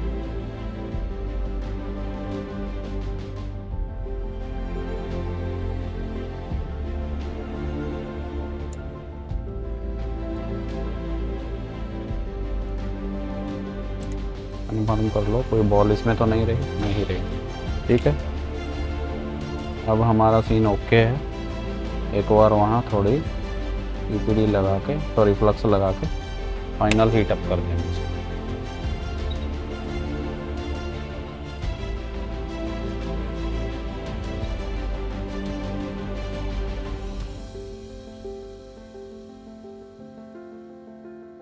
सीपीयू आपको तभी रिवॉल्व करना है अगर आप रैम वाला साइड पूरा प्रॉपर कर चुके हों, अदरवाइज सीपीयू करने का कोई फायदा नहीं है।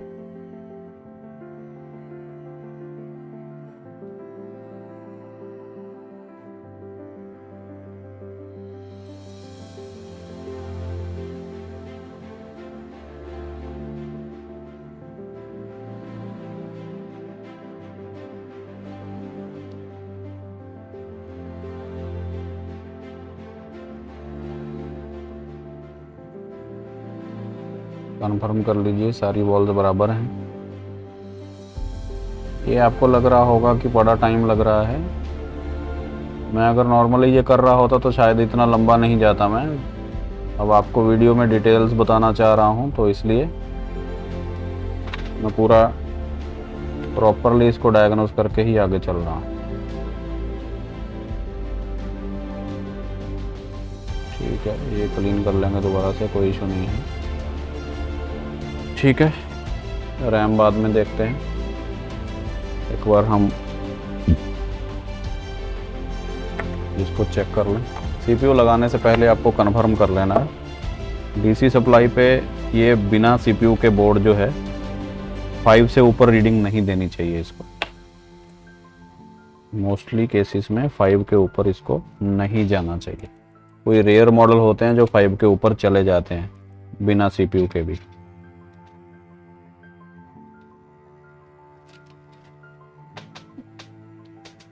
जी, तो ऑन ऑफ दबाने से ये 3 गया, 4 गया, और तो हम कह सकते हैं कि हमारे बोर्ड में शॉर्टिंग नहीं है, सीपीयू लगाने के लिए रेडी।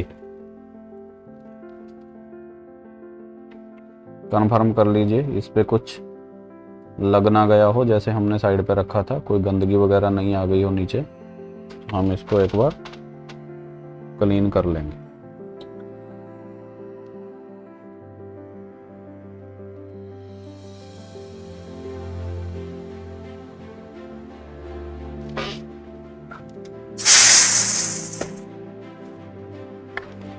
ठीक है, जूम करके कंफर्म कर लो कोई गंदगी तो नीचे नहीं है ना। ठीक है, ओके रिपोर्ट है। फ्लक्स लगाएंगे। फ्लक्स का क्या है, यहाँ आपको फैला देना, उसको अप्लाई कर देना चारों तरफ, एक जगह नहीं छोड़ना। सी हमारी नीचे थी, ये डॉट सॉरी, सीपीयू लगाते समय कंफर्म कर लो कुछ नीचे कोई गंदगी तो नहीं लगी हुई, इसकी वजह से ये नीचे ना चिपक पाए, हाइट बढ़ जाए इसकी, कंफर्म कर लेना। ठीक है, इसके बाद आपको ध्यान देना है ये गोल्डन जो आपको पॉइंट्स दे रखे हैं, आपको कंफर्म कर लेना है आपका सीपीयू प्रॉपरली इन्हीं के अंदर सेट हो, नहीं तो आप हीट अप करोगे इसको बैठाने के लिए तो ये इसकी कोई ना कोई बक शॉर्ट हो जाएगी। आपको ये कंफर्म कर लेना है आपका सीपीयू प्रॉपर जगह पे होना चाहिए। किसके अकॉर्डिंग, ये गोल्डन पॉइंट्स के अकॉर्डिंग। ठीक है, ये वाला पॉइंट ओके है, ये वाला पॉइंट भी हमारा ओके है।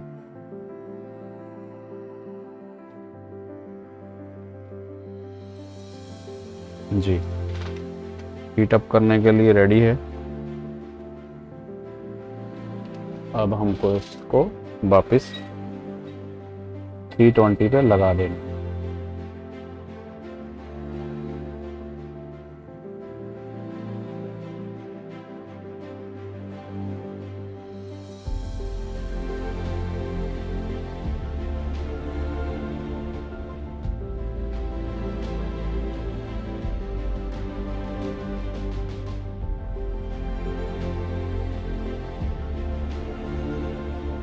जब सीपीयू नीचे फिक्स होगा तो ये थोड़ा सा मूव करेगा, अगर आपसे ये थोड़ा बहुत इधर उधर अलाइन हुआ हो।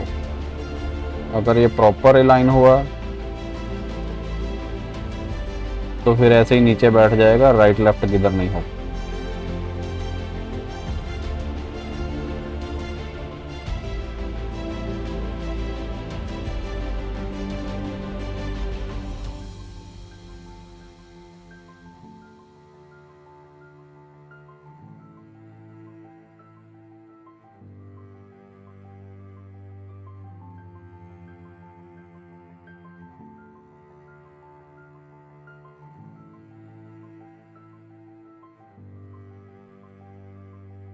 जो फ्लक्स हमने लगाई है वो चारों तरफ से बाहर आ जाएगी जब ये सीपीयू नीचे जाएगा, मतलब मेल्टिंग पॉइंट पे पहुंच जाएगा। जी, ये थोड़ा सा हिला नीचे से, अब ये थोड़ा सा ऊपर से भी हिलेगा। नोजल मैं छोटी यूज़ कर रहा हूँ, बड़ी नहीं है, इसलिए थोड़ा टाइम लग रहा है। अगर बिगर साइज़ की नोजल रहती तो ये अभी तक बैठ जाता। बैठ गया है वैसे, थोड़ा सा आपको हिला के इसको कंफर्म कर लेना है। अगर आप इसको थोड़ा शेक कर रहे हो, क्या ये वापस आ रहा है? आ रहा है।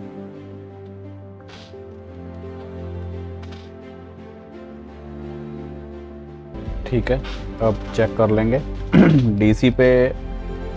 अगर ये सीपीयू ओके लगा है, कोई शॉर्टिंग वगैरह नहीं है और बोर्ड में कोई प्रॉब्लम नहीं है, तो तकरीबन अप्रॉक्स इसकी जो रीडिंग जाएगी, अब क्योंकि यूएफएस लगा हुआ है तो डीसी पे इसकी रीडिंग आपकी रहेगी कुछ 120 के करीब।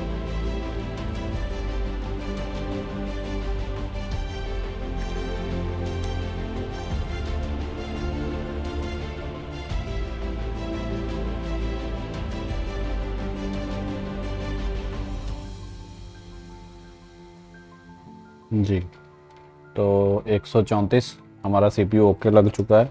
दूसरी कंफर्मेशन आप कैसे कर सकते हो, इसको यूएसबी लगाना है और आपको चेक करना है पोर्ट, यूएसबी पोर्ट। ये यूएसबी लगाते ही कुछ नहीं शो करेगा, आपको थोड़ी वेट करनी पड़ेगी 10-15 सेकंड की। क्यों? क्योंकि इसमें आपका यूएफएस लगा हुआ है। क्या नहीं है इसमें? रैम नहीं है। तो अगर तो यूएफएस भी नहीं होता तो ये सीधा एक्साइनोस अपनी पोर्ट देता, मतलब सीपीयू अपनी डायरेक्ट पोर्ट देता। अब बैटरी मैंने नहीं लगाई तो इसलिए ये फ्लक्चुएटिंग कर रहा है पोर्ट। ठीक है, अब यूएसबी नॉट रिकॉग्नाइज इसलिए आ रहा है, क्यों? क्योंकि इसमें यूएफएस है लेकिन रैम नहीं है। ठीक, तो रैम लगाएंगे। रैम लगाने के बाद हमारा फ़ोन नॉर्मली ऑन हो जाना चाहिए।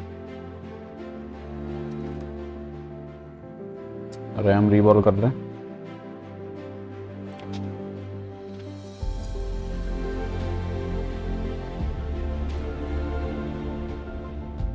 ये रैम वही है जो 4 ओम की रीडिंग दे रही थी।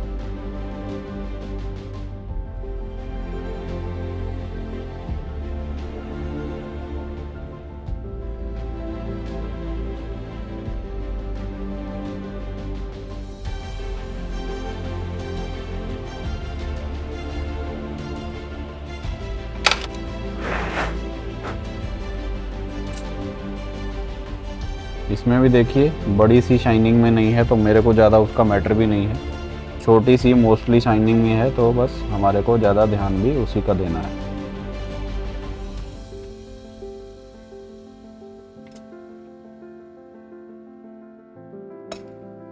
ठीक है, रिवॉल्व कर लेंगे।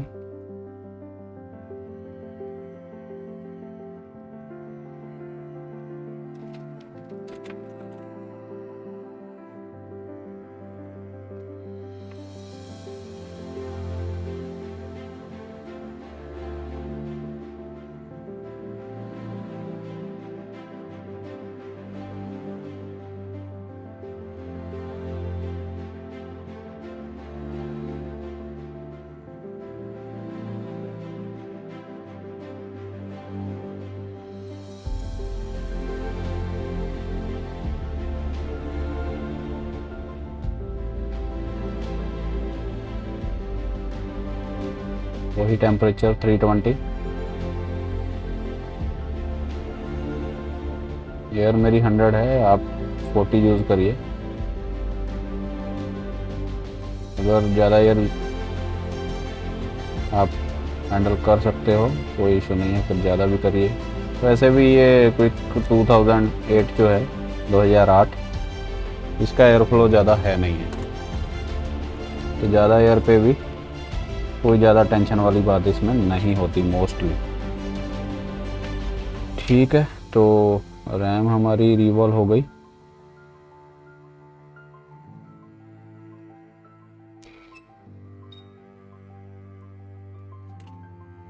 ये ब्लैक बॉल्स का क्या नुकसान होता है, ये होता है कई बार, ये देखिए ये नीचे शोल्डर नहीं हुई, लेकिन ये बड़ी सी थी तो हमारे लिए ये टेंशन नहीं है कोई, तो इसलिए मैंने ज़्यादा तवज्जो नहीं दिया इस बात पे। छोटी सी है हमारी, प्रॉपर होनी चाहिए, वो ओके है।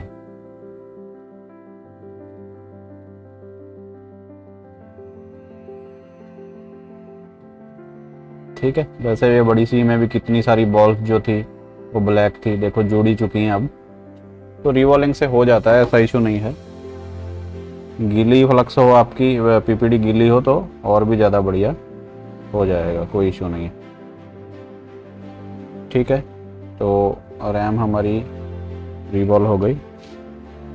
बोर्ड एक बार सीपीयू वाला साइड हम क्लीन करेंगे, थोड़ी गंदगी जो लगी है रिवॉल्विंग वगैरह करते समय, और फाइनली हम रैम लगा दें। अगर रैम लगाने के बाद, फ़ोन ऑन होने के बाद ग्राफिक्स नहीं आते हैं तो हमको ये आईसी रिवॉल्व करना पड़ेगा। एलसीडी ड्राइवर आईसी है, इस पर कई बार हीट चली जाती है, नीचे से ड्राई हो जाता है, ये तो एलसीडी की सप्लाईज बनाना बंद कर देता है। तो अगर आपके पास कभी ऐसा इशू हो कि आपने सीपीयू रिवॉल्व किया, उसके बाद फ़ोन तो ऑन है, एलसीडी नहीं आ रही, तो सीपीयू नहीं उठाइए, पहले ये आईसी रिवॉल्व करिए।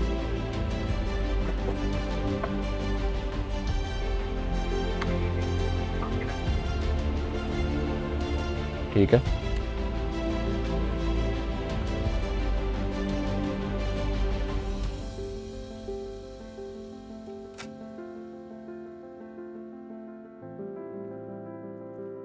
यहाँ भी क्या करना है, लेयर अप्लाई कर देनी है, कहीं एक जगह ज़्यादा बड़ा ड्रॉप नहीं करना है आपको। ठीक है, फाइनली रैम लगाएंगे। रैम की भी अलाइनमेंट वही रहेगी, छोटा सी नीचे डॉट हमारा इस तरफ, डॉट हमने फिर पहले लगाया था, आपको दिख रहा होगा। ये तो कॉमन मॉडल है, इसका तो हम कहीं से भी देख लेंगे सीपीयू का डॉट कहाँ था। ये आदत आपको तब बचा सकती है अगर आप किसी जो रेयर मॉडल हो उसमें आपने कोई आईसी उतारा है और आप डॉट लगाना भूल गए, तो फिर आपको दिक्कत आ जाएगी और आपके पास डायग्राम वगैरह नहीं है, तो वहाँ ये पहले मार्किंग कर लेंगे तो आपको बहुत फ़ायदा हो जाएगा उससे। ठीक है, रैम अलाइन कर लेनी है।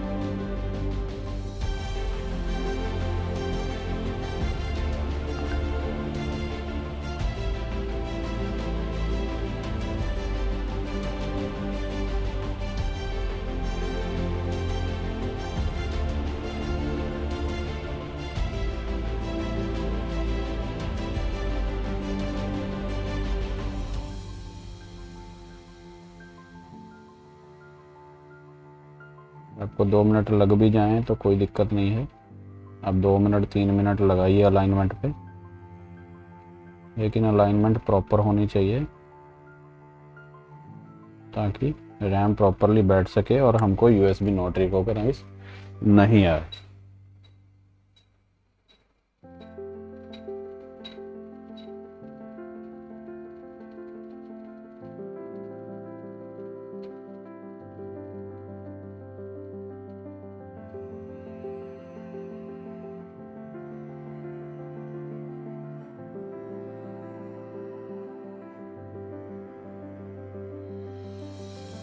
रैम हिल गई,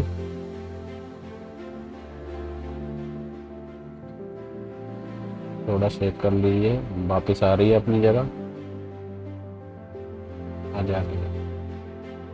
थोड़ा सीपीयू चेक कर दीजिए, थोड़ी रैम चेक कर दीजिए, हो गया। रैम ओके लगी होगी तो कन्फर्म है, फ़ोन ऑन हो जाना चाहिए, कोई इशू इसमें नहीं आना चाहिए हमारे को।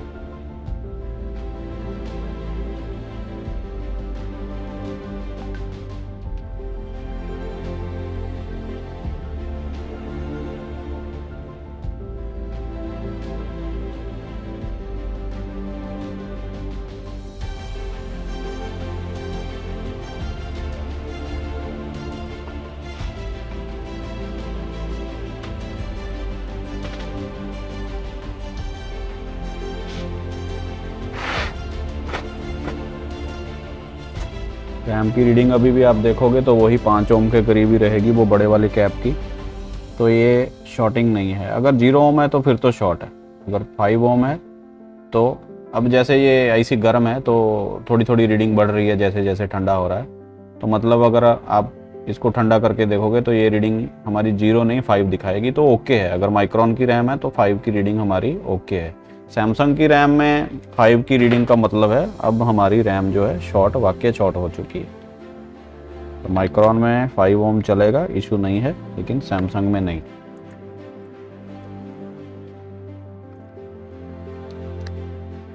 ठीक है, चेकिंग करते हैं फाइनल। उम्मीद है चल जाएगा।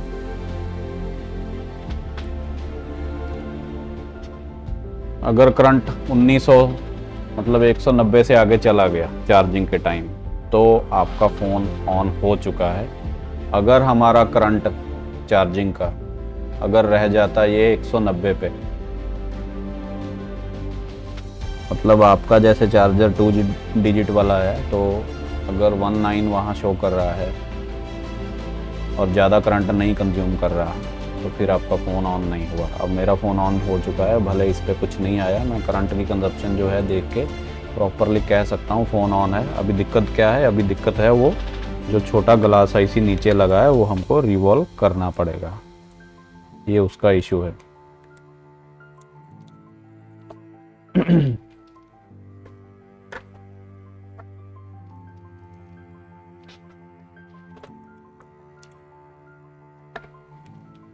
तो जो बंदे अभी सक्सेस नहीं कर पा रहे हैं A50 वगैरह को, उनके लिए बेटर यही है कि 15 मिनट के चक्कर में ना पड़े। आप भले 1 घंटा 15 मिनट में बनाओ, लेकिन आपको श्योरिटी होनी चाहिए कि मेरा फ़ोन पहली बार में ऑन होगा, मुझे रैम वगैरह दोबारा नहीं करनी पड़ेगी। उसके बाद भले 15 मिनट छोड़ो, 5 मिनट में भी बनाने लगो, वो मैटर नहीं है। लेकिन जितनी देर आपसे सक्सेस नहीं हो रहा है तो उतनी देर आप किसी के इन चक्करों में नहीं पड़ो और प्रॉपरली ध्यान से अपना काम करो। ठीक है, ये आईसी उठा के हम रिवॉल्व करके दोबारा लगा देंगे बस, और ज़्यादा कुछ नहीं करना इसमें हमको।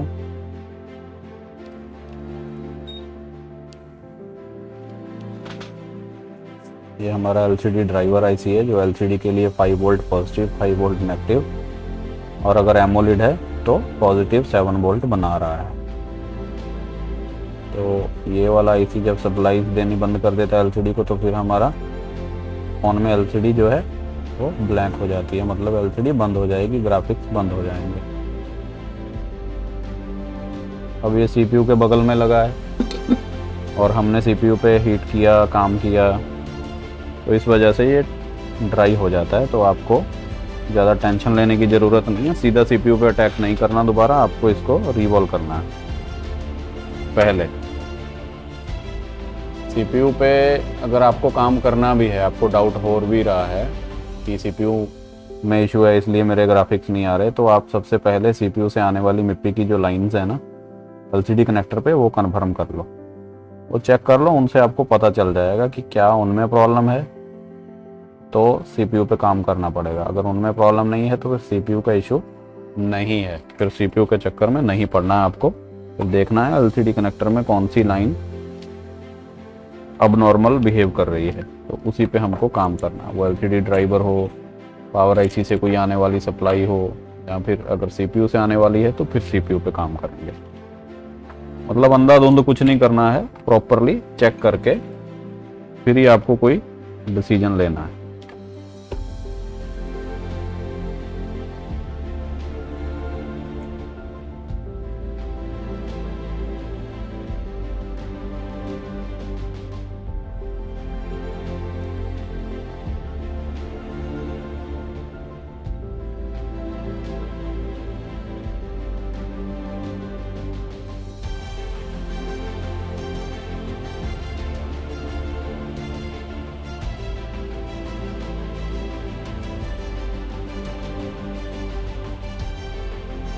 डीसोल्डर विक से हम ये नीचे वाले पॉइंट जो हैं वो फ्लैट कर लेंगे ताकि हम आईसी रिवॉल्व करके प्रॉपरली लगा सकें।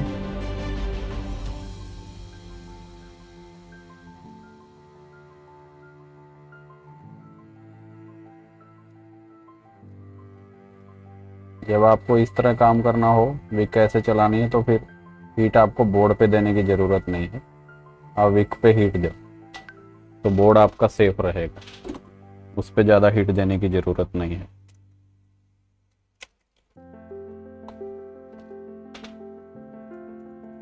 ठीक है, मैंने इतना ज़्यादा टाइम रैम पे या इसको सीपीयू की साइड जो रैम का पॉइंट है ऊपर वाला, उन पे ज़्यादा टाइम क्यों लगाया है, आपको क्लियर हो गया होगा। मैं नहीं चाहता कि मुझे दोबारा ये सीपीयू पे काम करना पड़े, तो मैं पहली बार में कन्फर्म होना चाह रहा हूँ।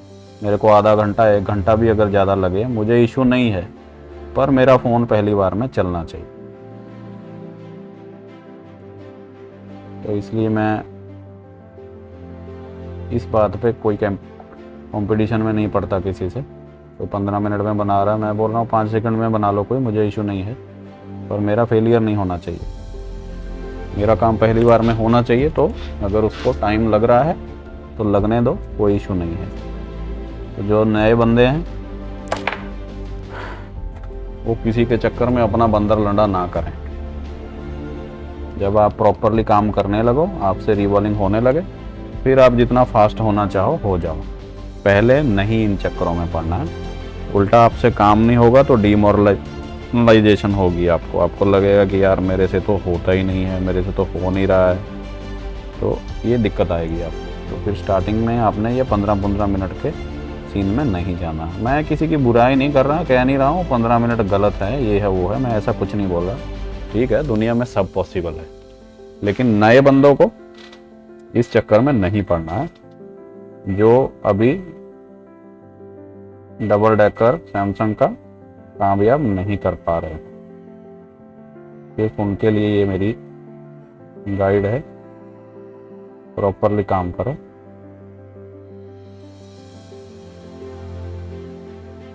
जितना टाइम लगता है लगाओ, 1 घंटा 2 घंटे, कोई इशू नहीं, रिजल्ट मिलना चाहिए।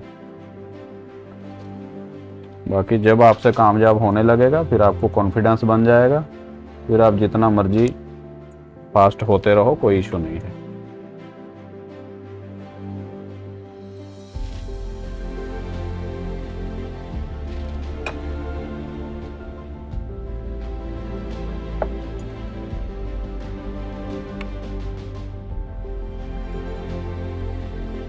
बहुत बार ये ऐसी शॉर्ट भी हो जाता है, तो आपको चेंज भी करना पड़ सकता है, लेकिन पहले हम रीबॉल ही करेंगे।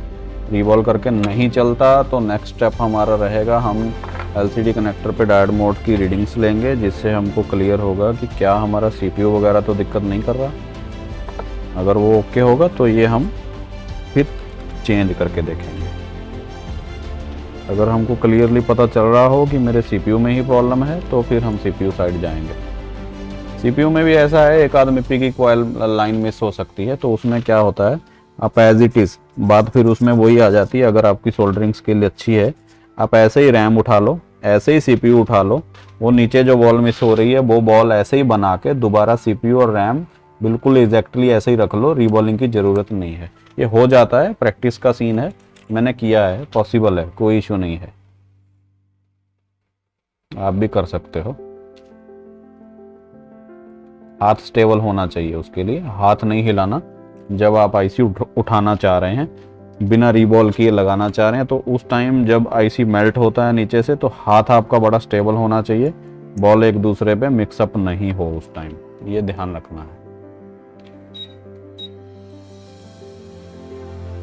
नहीं तो फिर दोबारा से तो सारा प्रोसेस कर ही लोगे, उसमें तो कोई इशू ही नहीं है।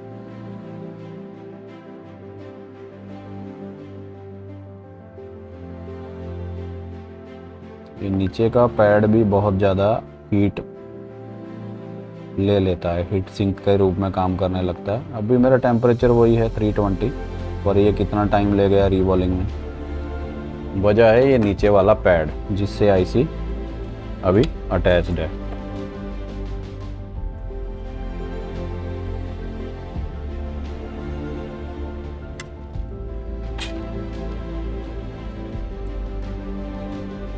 अगर आपकी फ़ोन ऑन हो जाता और एलसीडी आपको कलर अजीब से दे रही हो, जैसे ग्रीन आ गया, ब्लू आ गया, आपको लग रहा है एलसीडी ख़राब हो गई, तो भी आपको सीपीयू नहीं करना है। सबसे पहले ये आपको आईसी ही रीबॉल करना है। इसका मैंने मार्क नहीं लगाया, पर मुझे पता है इसकी डॉट इस तरफ है ऊपर यहाँ, तो हम वैसे ही अलाइन करेंगे इसको।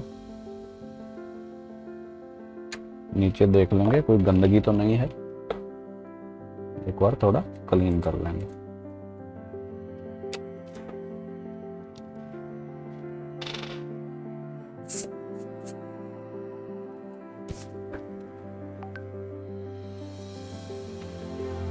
थोड़ी फ्लक्स,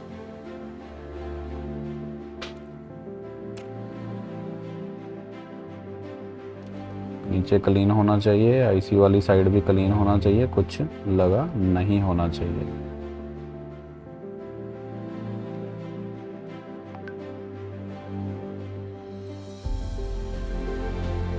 डॉट मेरा किस तरफ है, डॉट हमारा जाएगा ऊपर, जिधर सीपीयू का डॉट है डिटो उधर ही इसका डॉट जाएगा इस तरफ, ये लीजिए।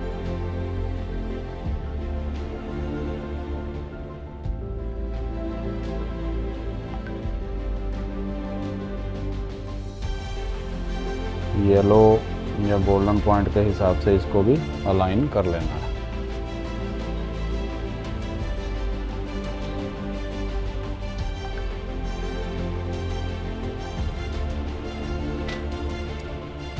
छोटी नोजल से लगाऊंगा मैं इसको, ज़्यादा बढ़िया रहेगा। तो सीपीयू हमारा हीट अप नहीं होगा। ऐसे तो कोई इशू नहीं है, सीपीयू थोड़ा बहुत हीट अप भी हो जाएगा तो भी कोई इशू नहीं है। अब उसमें ग्लू तो नहीं है, रिवॉल्व हमने किया है, मेल्ट होगा भी तो वैसे ही हो जाएगा, दोबारा वापस उसी कंडीशन में आ जाएगा, ठंडा होके चल जाएगा, मतलब कोई इशू नहीं। ठीक हो गया, उम्मीद करता हूँ एलसीडी आ जाएगी अगर सीपीयू में कोई इशू नहीं होगा तो।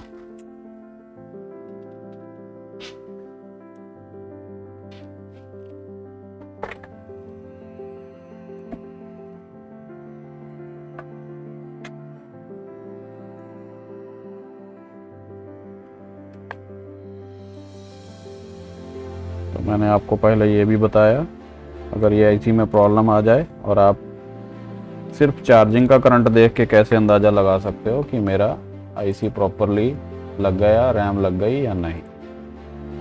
अगर रैम नहीं लगेगी तो आपका चार्जिंग 200 से ऊपर नहीं जाएगा। जी, यही था, हमारा लोगो आ गया है। यही आईसी की प्रॉब्लम थी, बस ऑन करके देख लेते हैं। रिपेयर हमारी कामयाब हो गई। टाइम कितना लगा, तकरीबन आईसी का इंक्लूड बात करूं तो 1 घंटा 40 मिनट, लेकिन ये हमने पूरा ठंडे दिमाग से किया है, कोई इसमें जल्दबाजी नहीं करी है, तो सब चालू रहेगा, कोई इशू नहीं आएगा इसमें। जल्दबाजी में बहुत बार आपको परेशानी का सामना करना पड़ेगा। सीपीयू में जब आप बॉल्स वगैरह बनाओ, कन्फर्म कर लो एक एक बॉल प्रॉपर होनी चाहिए। कोई बॉल बड़ी, थोड़ी बहुत बड़ी चल जाएगी, इशू नहीं है, छोटी नहीं होनी चाहिए, क्योंकि छोटी हुई, नीचे कनेक्शन नहीं जुड़ा तो कुछ ना कुछ आपके पेरिफेरल्स, स्लेव आईसी बंद हो जाएंगे, कैमरा बंद हो सकता है, मतलब डिपेंड करता है कौन सी बॉल मिस हुई है उस हिसाब से। तो इसका चार्जिंग सर्किट सब नॉर्मल है। देखिए, ये फ़ोन किसी ने पहले फ्लैश भी करके रखा है, फ्लैश भी कर रखा है। नॉर्मली बंदा जो हार्डवेयर का काम नहीं करता है, सिर्फ सॉफ्टवेयर करता है, उसके हाथ में क्या है, सॉफ्टवेयर करना। उसको पता भी होता है कि सॉफ्टवेयर करने से नहीं चलेगा, उल्टा डाटा उड़ जाएगा कस्टमर का, क्योंकि ये हार्डवेयर का फॉल्ट है। और फिर भी चलो बंदे करते हैं, ठीक है, जिसके हाथ में जो है वही करेगा। गलत भी नहीं है, हमेशा हार्डवेयर हो ये भी नहीं, कई बार सॉफ्टवेयर भी हो सकता है, वो बात नहीं है। पर अगर डाटा इंपॉर्टेंट है तो फिर पहले हार्डवेयर करके देखना चाहिए, फिर सॉफ्टवेयर नहीं करना चाहिए। चलिए ठीक है, उम्मीद करता हूँ आपको वीडियो अच्छी लगी होगी, कुछ ना कुछ आपको जानने में मिला होगा इसमें। अच्छी लगी हो तो लाइक कर दीजिए, चैनल को सब्सक्राइब कर लीजिए और वीडियो को शेयर कर दीजिएगा। थैंक यू, फिर नेक्स्ट किसी वीडियो में मिलेंगे। शुक्रिया।